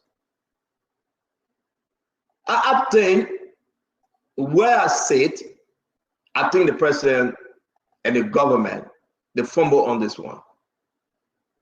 I think the president and the government fumble on this one. But this is what the Ghanaian government and the Ghanaian people did. They said, Mr. President Mahama, before you come in the country, tell what you bring in. They said, before you come back, send us the information what you bring in. And Mahama was right. Mahama said, my people, this is what we got from our trip. Vovo to Dofor at the Dome Bridge across the Volta River has been revived. Both nations commit to immediately provide the additional funding required. Maybe the Liberian government will come up with something like this. Kumasi Inner City Ring Way project to commence shortly. These are all the things they say working visit to Japan and participation in TKA. These are all the takeaway. We are putting this up because we want Jeremy Piano Jack and talk. They do something like this. New agreement signed with Tokyo because the people going now to investigate whether these things are true. Ghanaia's government will call the Japanese government and find ways to investigate whether all these things are outlined here, whether Mahama lying to them. New agreement signed with Toyota to expand its operation in Ghana and make Ghana its West African hub. There you go. Number 4, groundbreaking space agreement signed with Japan to leverage space science for Ghana's development. Ghana's development. There you go. It's right there. It's right there. 5, Ghana to benefit from training of the targeted 300,000 youth in AI. The AI want to talking about. So CDC will be getting their land that they're building from that. In AI, modern agriculture, green transition, tech startup, and biotechnology. There you go. It's right there. Clear.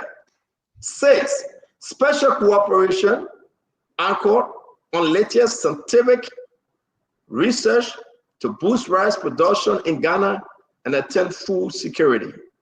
7, US 100 million secure for new agriculture project.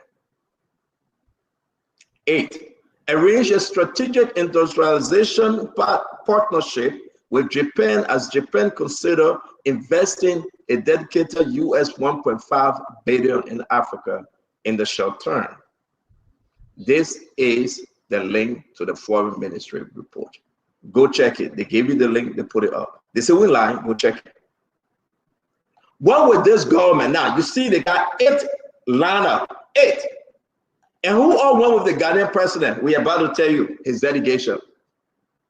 One thing you can research quick. Give us the Ghanaian president delegation.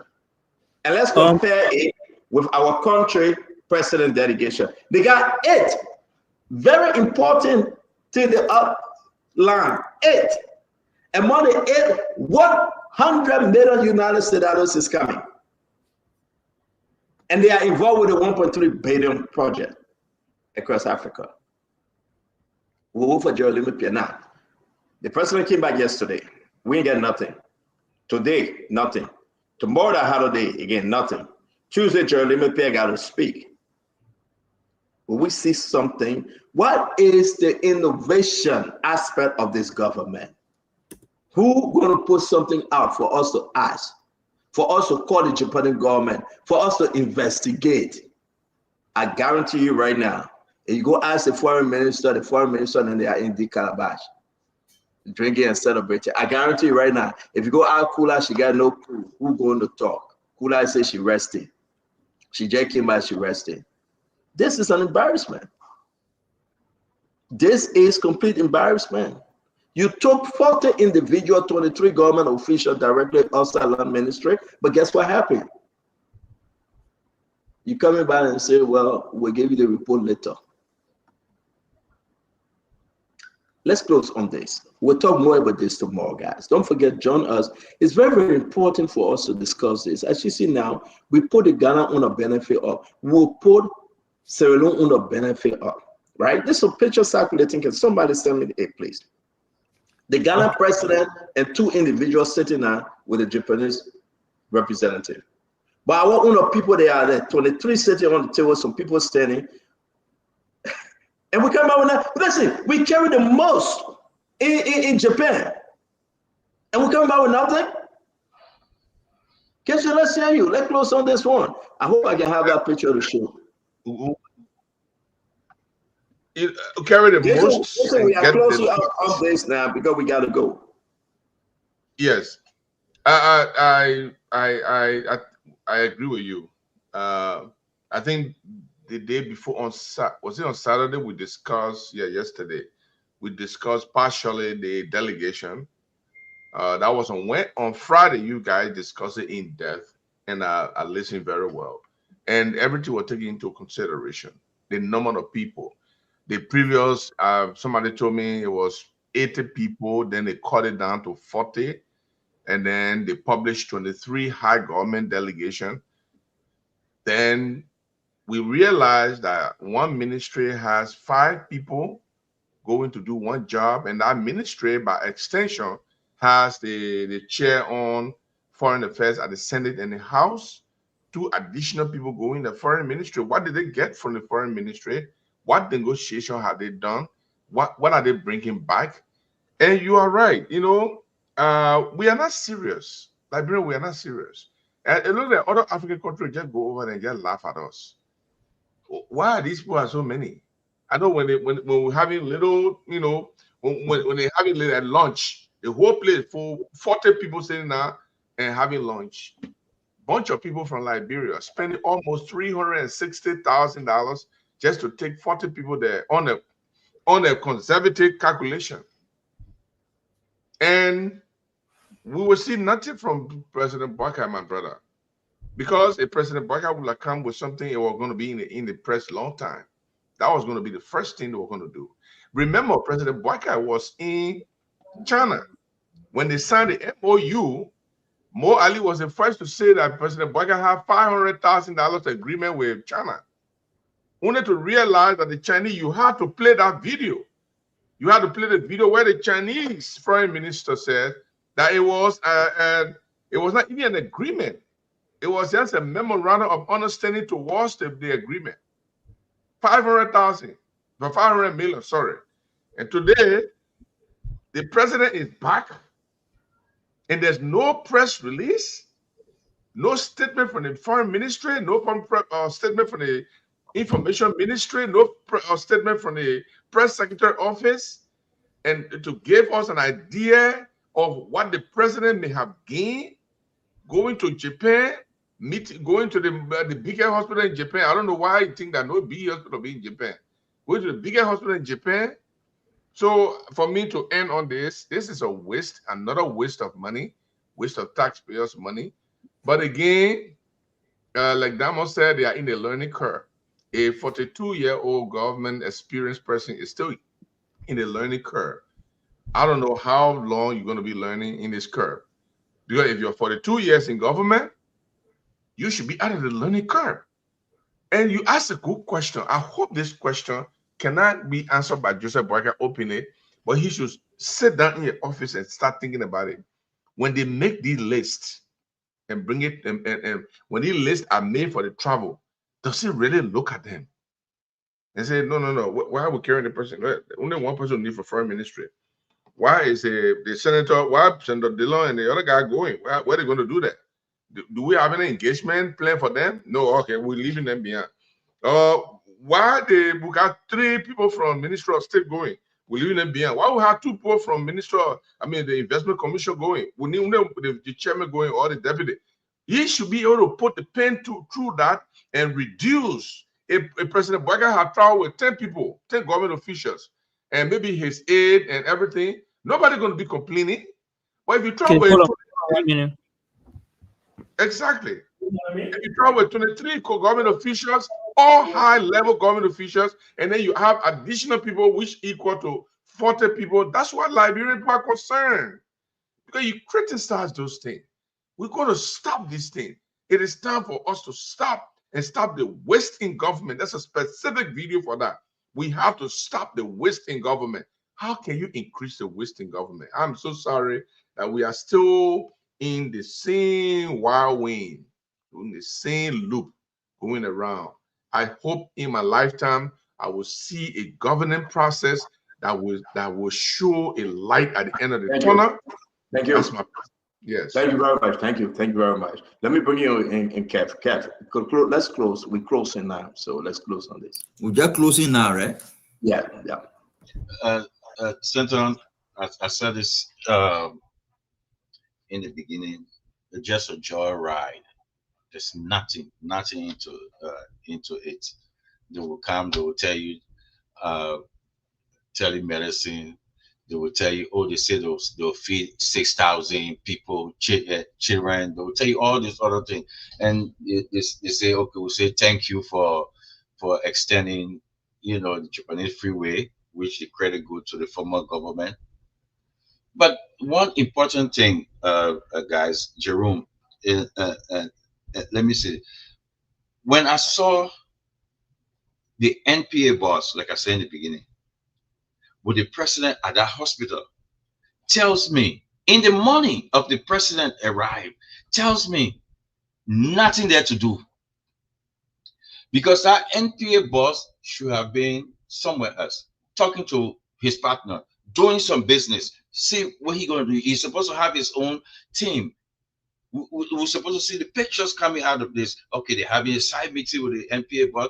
They're having this. And that I know what Mosar is going to do, because I think he's a chair for security or something in the Senate. You should have seen different things. I don't know what. Let me hold what I want to say. What Darrell Dillon went there to do? Nothing. Stanton, you know what Darrell Dillon went there to do? I think the only picture that came out, he had a bunch of food in his mouth. Those guys are jokers. Nothing there. How can you? Then you wake up. We saw you at the hospital. The marshal put it there. The president is negotiating for our medical sector. I don't know if the minister of health was there. I don't know, because a bunch of people were there. Don't the president watching video? Then on the other side, the president sitting down looking at machine, that scan machine that will scan your whole body, that cost almost 150,000. You go into a private hospital, you're asking that they will give you something free. Private people who want to make money. So I think after the people started with him, they knew that nothing was coming out of the president, or there's a photo ops and just running around the people. They say, okay, you know what? Maybe we'll help you out with telemedicine. We'll just teach you. Do you know what it means by telemedicine? Have you ever have that capacity for telemedicine? That Omar way down in Lofa is also the doctor can talk with that Omar, but through what? That Omar get a smartphone. You get electricity. You build that facility, that internet facility, that you're going to keep the medical keep their medical, what they call, together. You're going to keep everything. No, you don't have the facility.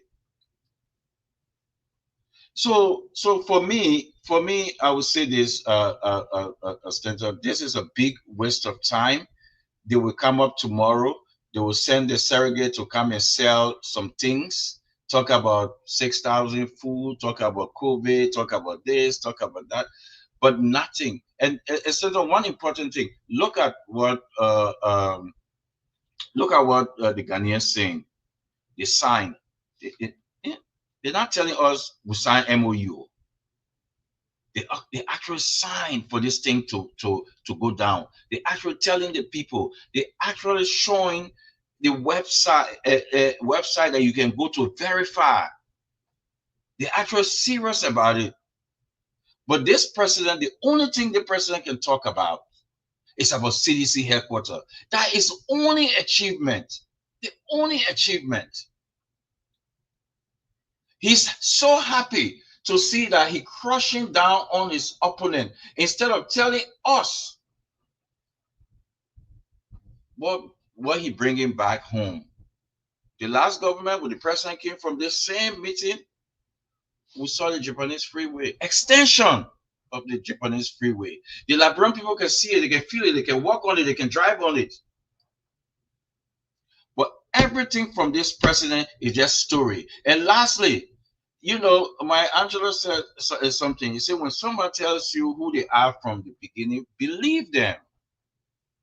This president went to Arizona during the campaign and took pictures of medical equipment. Went on his Facebook page, the president, this Joseph Iman Bokai, he said, we are shipping this medical equipment to Liberia. Anybody ever saw that ship of medical equipment? That was a lie. That was a lie. So the beginning of the president campaign, everything is a lie. No children will sell, no children will be on the street, they'll be in school. That was a lie. Everything about this president is a complete lie, it's a complete joke. And he's supposed to be a statement. He's too old to be lying to the Liberian people. Too old to be lying to the Liberian people. We have his Facebook page saying I bring medical equipment from Arizona. Took pictures. Everything was a lie. We are in trouble. Arrest.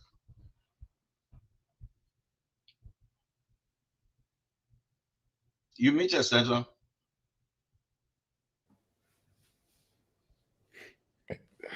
Okay, so I think it's on the phone. Mame, have you done your closing?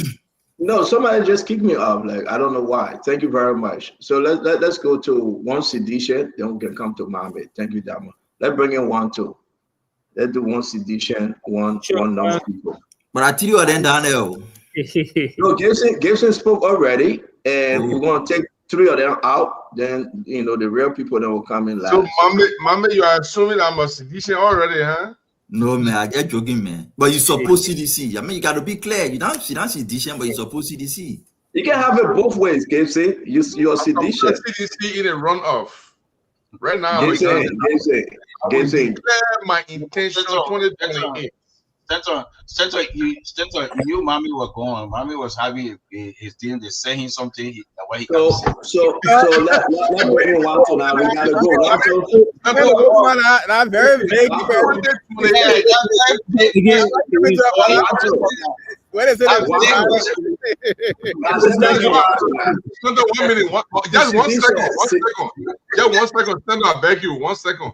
In 2028,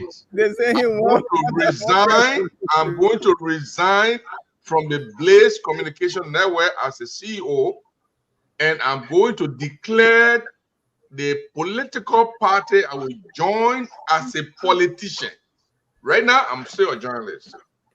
And that's why you are supporting Councillor Gongolo. So let's go. Professional and not a politician. Eh? For me, I was doing PR work. PR is professional, Diamond. PR work come with consultancy. They make money, Finney, keeps him going home. 1, 2. So again, this is a very interesting conversation, and I'm hoping that this conversation can go on to tomorrow. And then maybe we could also look at different avenues of. There are a lot of things that we have to talk about. We have to talk about beyond just a foreign trip from President Parker. We need to also look at the Millennium Compact. Most of us, we just have to, and I'm not really sticking on the Millennium Compact, but there's a very interesting conversation. The Compact made a decision on 2 countries just yesterday, Fiji and another country as well. Yeah. So it's a lot of things playing that we have to have honest conversation. But those that work in development process, they know these things, and when they see propaganda parading, they know that this is not how systems work. Transparency in governance is very key. Nobody expecting Liberia to transform into modern Dubai in the space of 6 years. But if you are transparent enough to understand the challenges and the plethora of issues that lies within governance, we will all be able to navigate this together. So the point here is, There's so much that we can be able to talk about when it comes to foreign engagement. In my view, I believe one of the major milestones to success is recognizing the technocraft needed for specific avenue of event and engagements. There's pre and post preparation process. The pre preparation process is identifying who are the dignitaries that are going there. What kind of partnership can we leverage? If you have an investment portfolio as a country, you know specifically what kind of sectors should even be at an event. First of all, the first thing to realize is we have to recognize the theme of the event.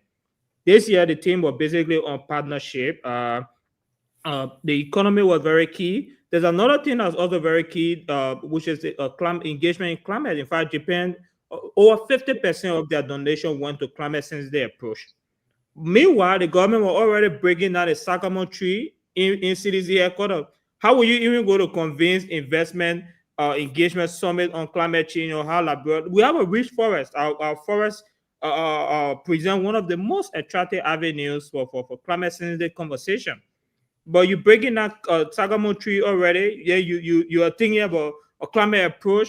So there's a lot of contradiction and there's a lot of things that we need to talk about. I think we need to be able to speak about these issues in as much as possible, and we need to be able to find a resolution for it. For me, I think again, this delegation was not needed. A lot of people I saw that in the list of that delegation, in fact, if you ask them what did you achieve at that event, they were mere delegates or something.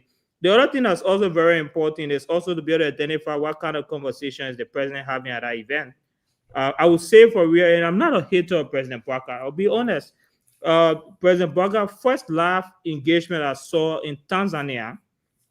It was a very interesting conversation. I don't know if everyone watched that conversation. It was pretty much very embarrassing. The president had no understanding of what he was talking about. And I'm saying there as a patriotic Liberian, not as a seditious, but these things are very important to be able to look at. How is the president, ready and engaged? How is the delegation very much engaged?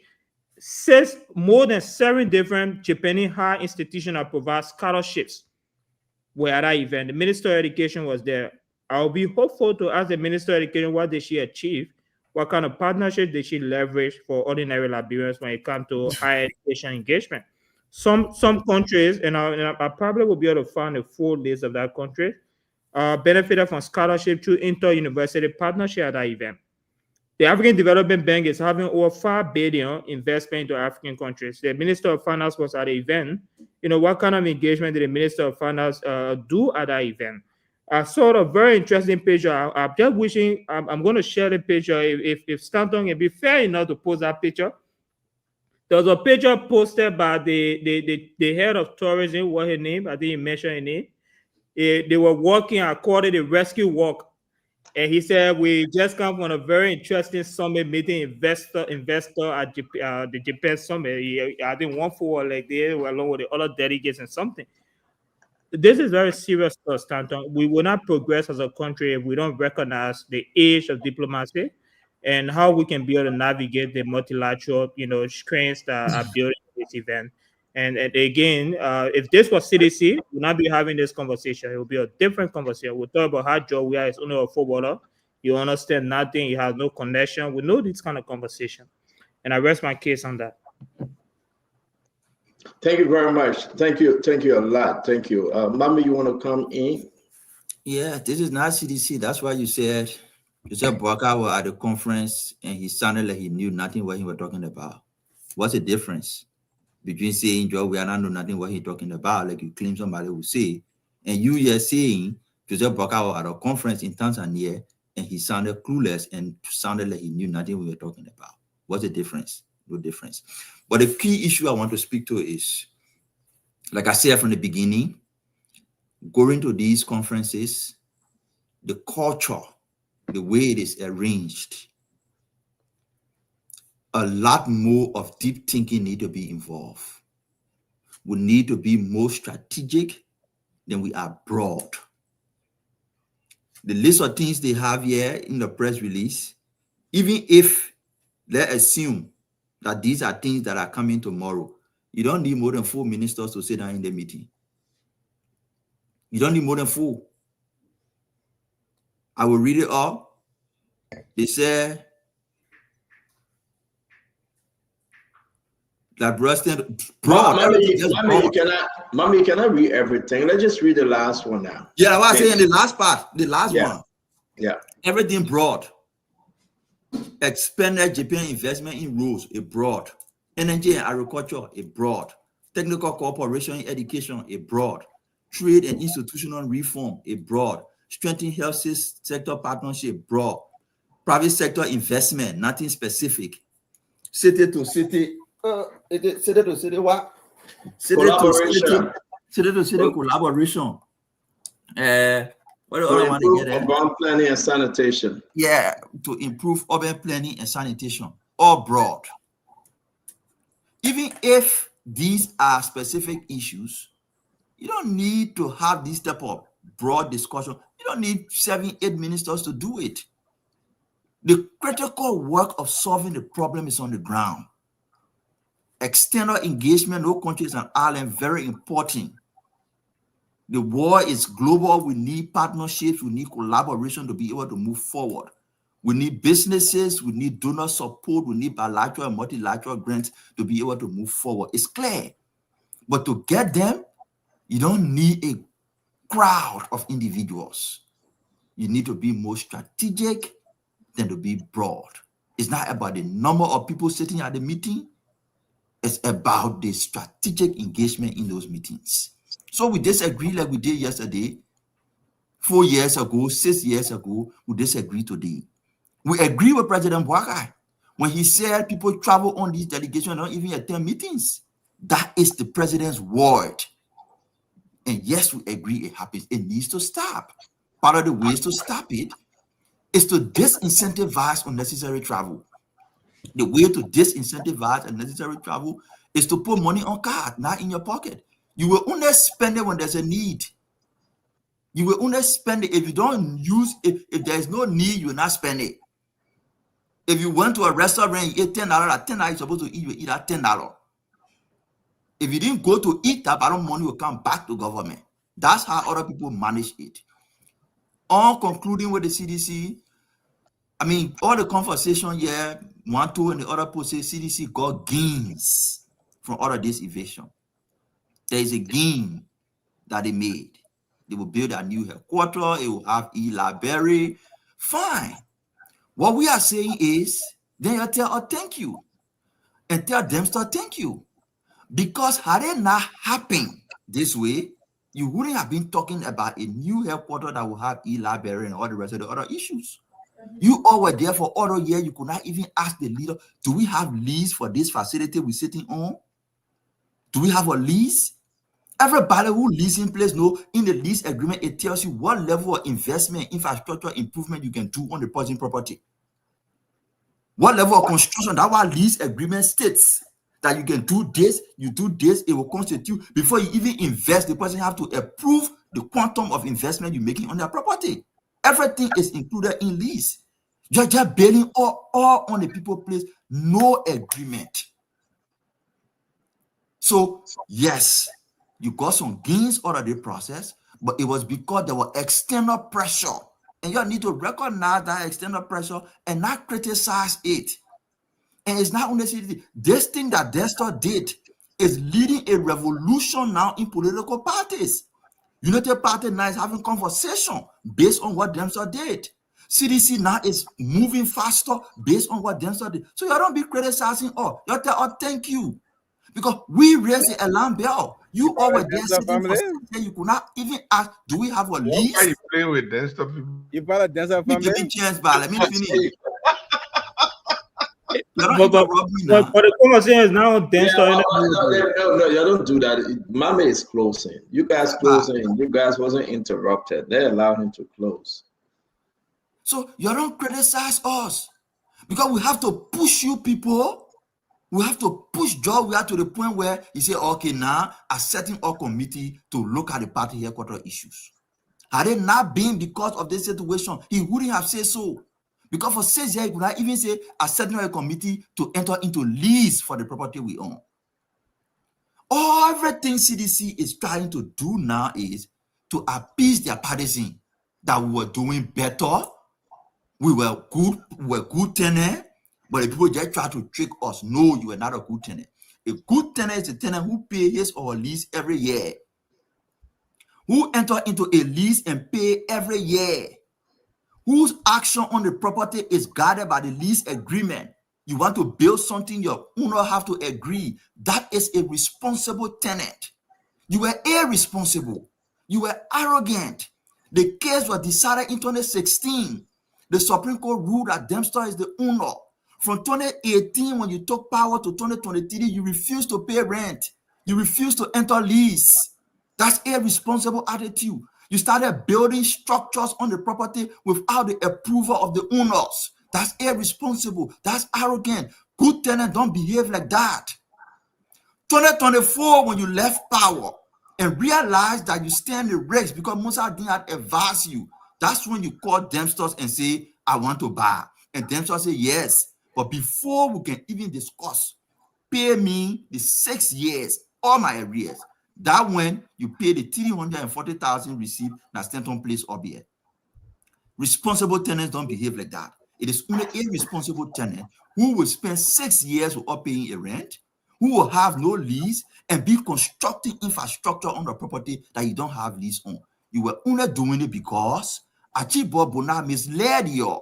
He told you that you can acquire that property without Dempster, and to enter into lease with him will be legitimizing him. So you refuse to enter into lease, you refuse to pay him. You engineer a third party later on last minute of time to go to court against him, to argue that there were confusion, there were no confusion.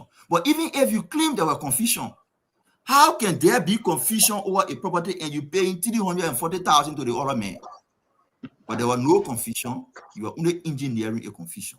You are not a good tenant. You are irresponsible tenant. But good dad, like everybody say, you're getting your lesson from A, and moving forward, you will be responsible. United Party 2 is learning lesson from what is happening to CDC. So Dempster in this case is not only acquiring his property after 20 years of fighting, but he's setting a legacy that will make political party more responsible. Thank you very much, Mohammed. Let me bring in my brother, Governor Clinton, for us to wrap this thing. Clinton, I like your background. It shows that you stay on vacation in a hotel. It's good to see you all, my brother. You gotta talk about hotel business. I say that money they wanna eat during the summer. The children can just be running summertime. But let me close, man. Let me close. Yeah. Look, you enter the CDC motel too? I will explain it. Wait, let me do my closing. What kind of school got more mature than Babu? Look, I don't know why we are still talking about the CDC headquarters. The show close, you're not doing your closing anymore. The history of the CDC headquarters and other kind of things. That's ancient history for us. For us as seditians, the leader spoke yesterday, and all efforts of the CDC now is on building the new CDC. So all that ancient history Mame giving about what happened, what didn't happen is insignificant at this point. Who really cares about what happened now? The CDC has been evicted. We're gone. We are thinking about something new. So yeah, keep that history. Look, what Mame really wants to say is what I'm going to say. President Bouakar's trip can be somewhat in 2 words. It was a joy ride. Simple. It was just a joy ride. These people went to Merrimack. Absolutely nothing. Mohammed talking about, he's suggesting that for the president to de-incentivize, the plenty travel, what the president needs to do is to put money the own cars. Are you serious? Who authorized the travels? All the president needs to do is when the ministries and agencies send their list to the executive branch is to say, no, you're not going. We're not taking this many people. It's the president's prerogative. That's all he needs to do. What are you talking about cars? So you're using cars now as a justification to why the president allowed people to travel? The president simply to say, Mr. Minister, like I was saying, I think Kula wearing that trade is the president, press secretary, when you have the minister of information to do what? So you won't tell me the president, it would take a card. If the president had put the padap on a card, it will supersede his decision to say, since Kula is going, my press secretary is here to provide information, the minister of information does not need to go. Look, let's not sugarcoat this thing. This was wished by the president and his government. They knew exactly what they were doing. They took this delegation. It's just an opportunity to give people money. It was an opportunity to again waste taxpayer money. They had no plan to go over there. You read the press release and you admitted that this entire thing is broad. Like, if you really don't have anything to say, that's the kind of press release you write. You just write and say, we are going to, we got against in this sector and this, that. What does that even mean? The president is build partnership that is going to bring development and sanitation urban plan. What does that even mean? What the tribe simply trying to say, we have nothing to say. Read the Ghanaian press release. It was straight to the point. It was very specific. And that's how you communicate to your people. This president continued to feel the Liberian people. We can't sugarcoat it. This president, regardless of all the experiences that they talk about that he had, continued to show that he has no clue how to run a government. And they felt, and not only that, this president has shown his willingness to undermine the rule of law, to circumvent the Constitution, and to say hell to our Supreme Court. So let's focus on that. Let's focus on telling this president what he needs to do, what he was elected to do, and let's leave the CDC alone. The CDC will have time to talk about the CDC in 2028 when we are campaigning. We'll have plenty of time to talk about the CDC. Many citizens like myself, we're not concerned about the headquarters. Matter of fact, what we're doing right now is, look, you should look on Facebook. Like, ordinary citizens are pledging the donations to the new party headquarters. Look on the social media. People are calling and saying, look, we gave this. Look, I personally have already said I'm going to give the first 100 bags to spend to the CDC campaign. We're not playing. Dempster, thank you now. Dempster, thank you. We're going to build a CDC headquarters. There's no problems. Thank you. You know, let me say this, right? And thank you for being so patient. Let me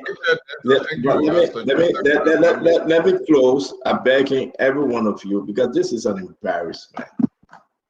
This is a complete embarrassment. Shame on all you guys that continue to deceive, those sedition that want to believe in you. We can point finger right now. Where are you, Governor Clinton?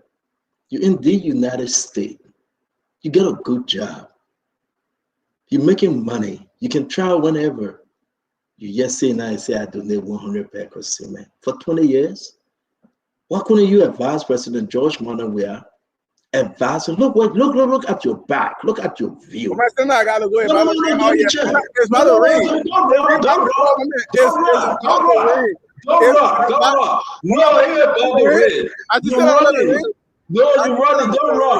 run. You're running. Look at you. Look at your view. Look at your backyard. You're running. I read the Delegating and running. What state did you have? Am I lying? I mean, this is an embarrassment. We need to check our CDC brothers that out. You're in America. You're living a beautiful life. God bless you. You there fooling the poor Liberian children? Saying you're going to say muya.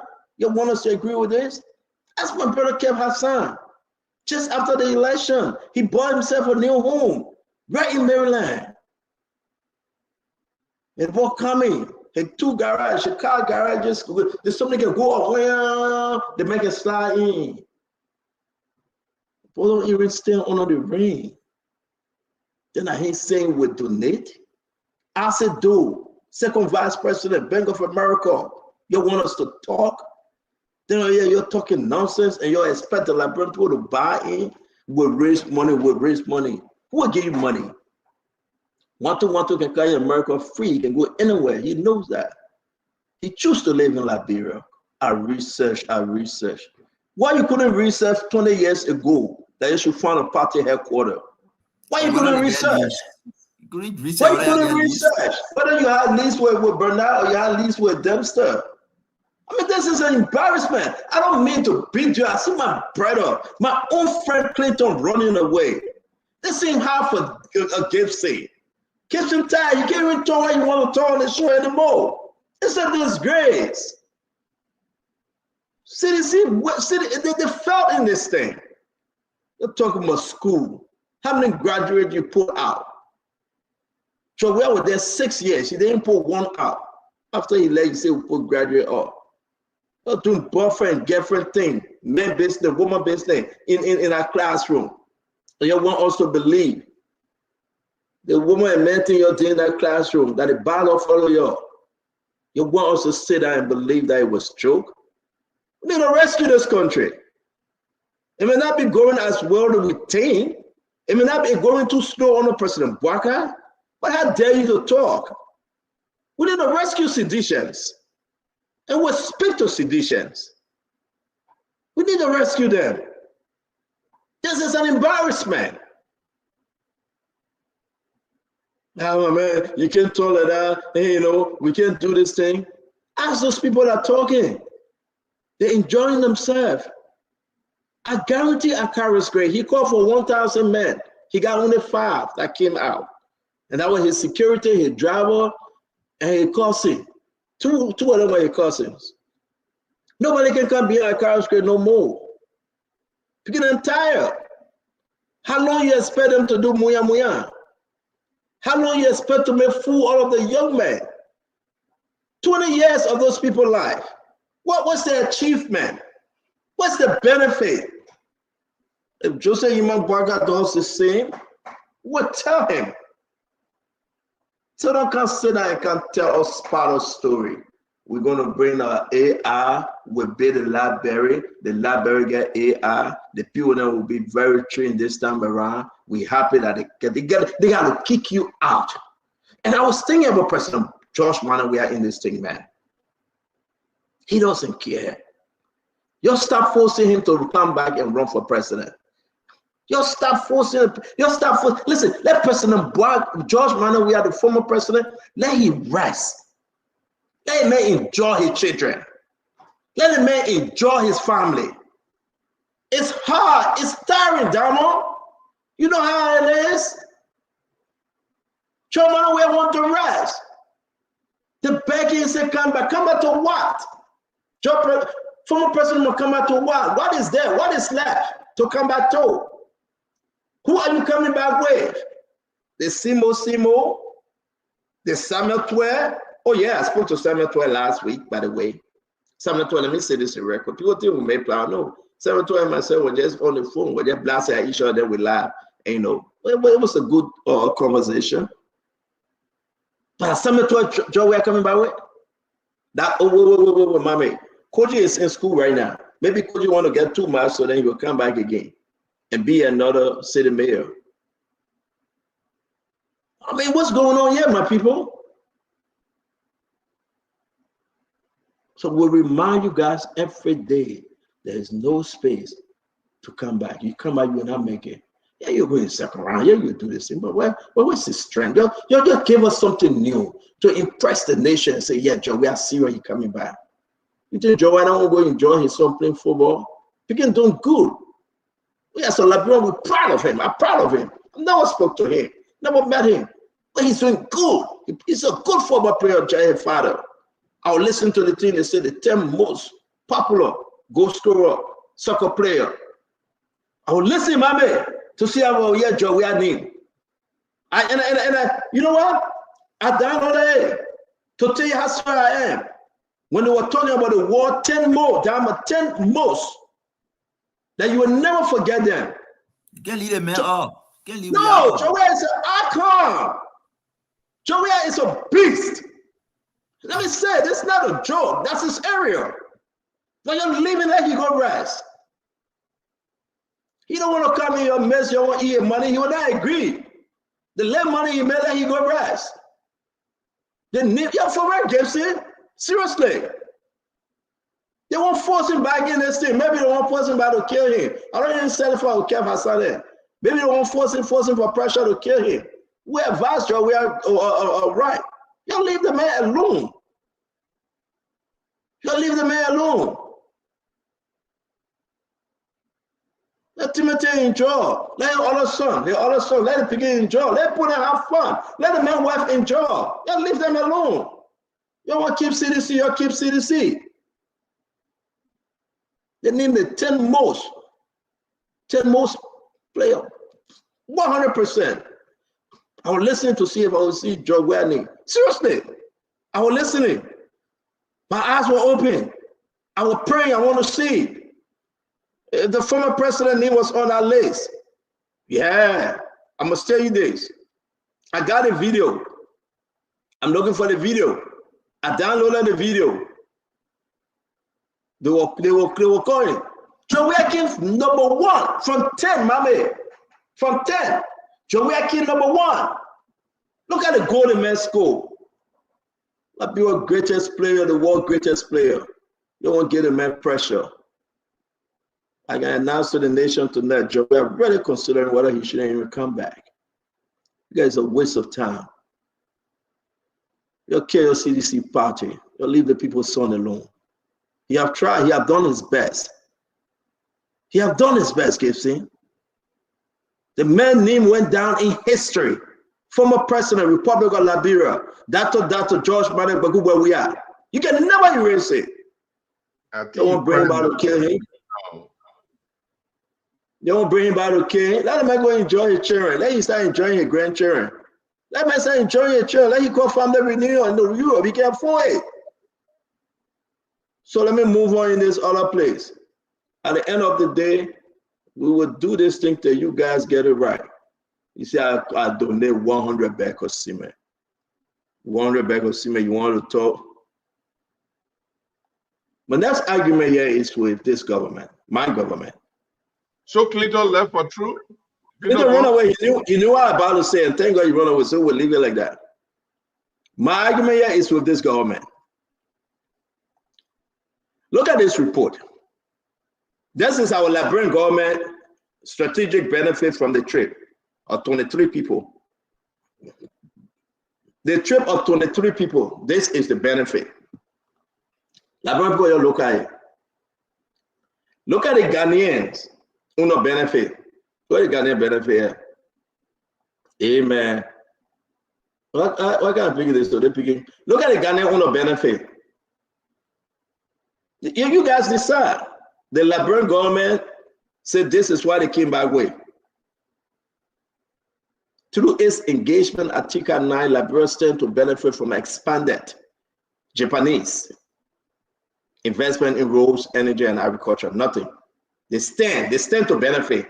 They stand to benefit. Technical cooperation, education. That's why you carry 23 people for. What benefit? There is it on. What benefit you brought back? What's the benefit? This is it. That they don't brought by eating Chinese food. This is it. This is an embarrassment.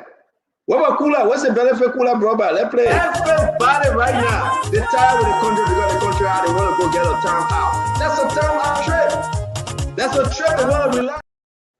That Kula benefit. That they don't benefit. That's a benefit. They cannot give you one line, one, to tell you what they went there for. You know, in America, you know, I told my wife, we got to do a getaway sometime. That's a getaway. That's a getaway. Who did they don't meet? What kind of foreign partner? What did he do? He tell us, say, oh, we haven't did. Well, but mommy helping now. These guys that they are foreign people. What kind of foreign engagement? What kind of foreign partner? What's the benefit? Why was Sarah Bessel there and later on she saw come and report to Delon? I mean, what's the reason Delon? Why did it go there? To dance culture with Judy Andy? To dance culture with Judy Andy? I mean, this is embarrassment. Look at the Ghanaian people. Look what they are saying. This is Liberia on a benefit. I don't know where my friend, my brother. Look. But how can even Delon cite the foreign ministry to come and tell them from the nothing? What you can't make it. After Delon said the people begging him too much, he begged the president and said, "Take me along," because the people begging me too much.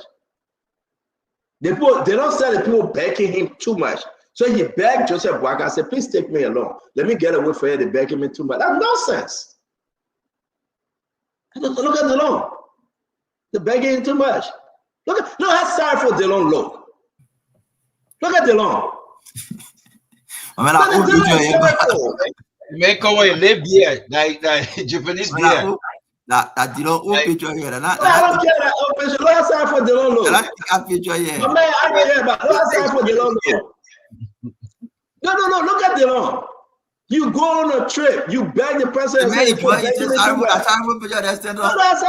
not sorry for because he have done dim. The light is dim. No more light.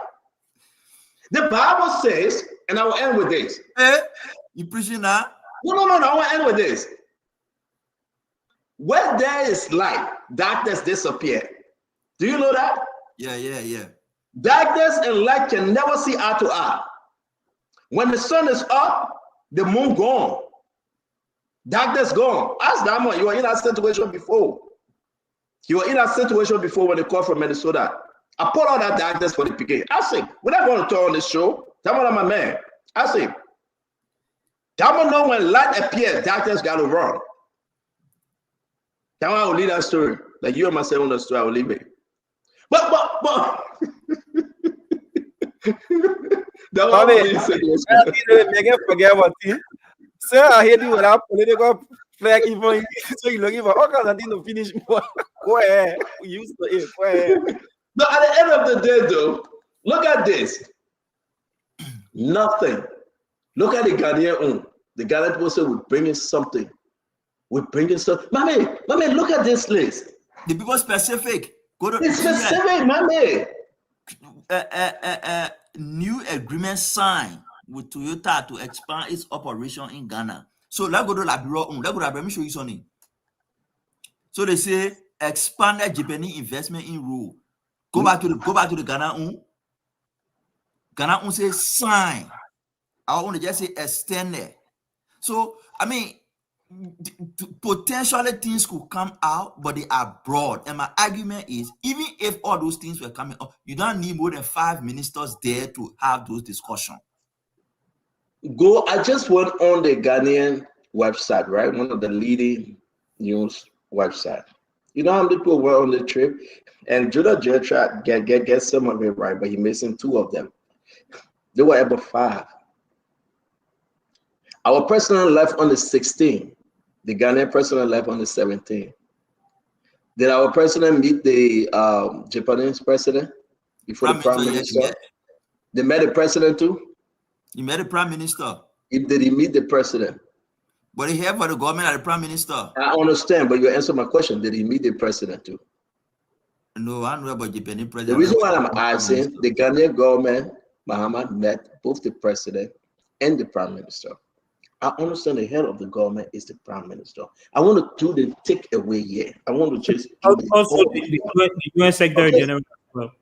Right there. But man, it's a problem if we don't say the truth. That's why when I hear that Sarah Benstow thinking about resigning, I think it will be good for her. I think it will. It's a lot of stress.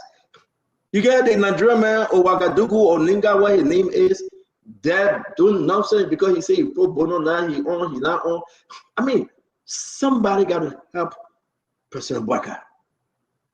This one, they fail on it. If the government fail on this one, they will beat on CDC. Let me say this: somebody got to come up and help the president. They create lies. And it's an embarrassment. It's an embarrassment. So I closed on this one. There will be no way. And look at my own sister. You know, I defended Kula here. I won't defend her because you know Kula is my sister. But look at some of the investment they bring it back. Look at it. Everybody right now, they're tired with the country because the country out. They want to go get a time out. That's a time out trip. That's a trip they want to relax. Some of them now buy a ticket for the girlfriend and the budget.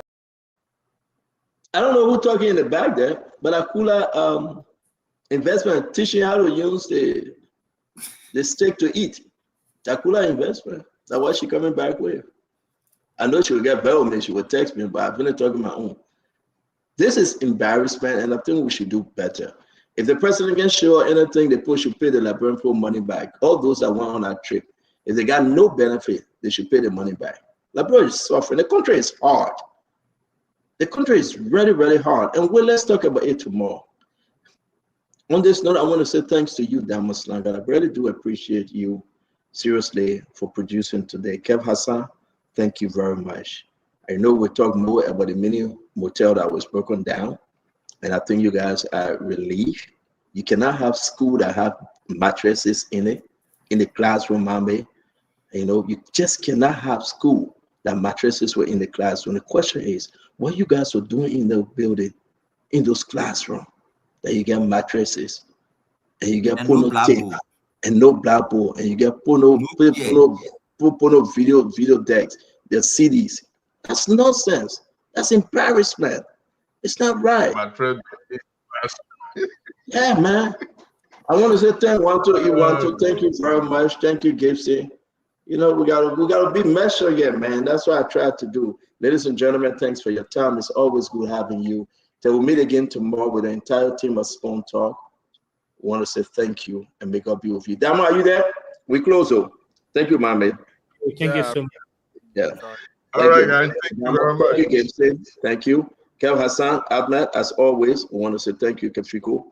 Thank you for joining us. Dama, thank you, man. Don't forget, I have the flare. If you will start early tomorrow, we'll do the form of questioning. You can put the question together. And, because we get like 300 items that people can go ahead and talk about the flare tomorrow. Tomorrow is flare day. It's today, but they are celebrating it tomorrow. Happy flare day to everybody. We wish you well and get ready with the question and answer from Dama.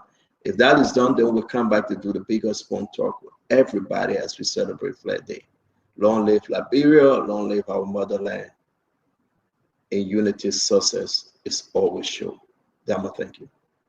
Thank you, Chief. Good night to you. Good night to everybody. Thank you for watching. Spoon Talk returns tomorrow here in Liberia. Bye bye.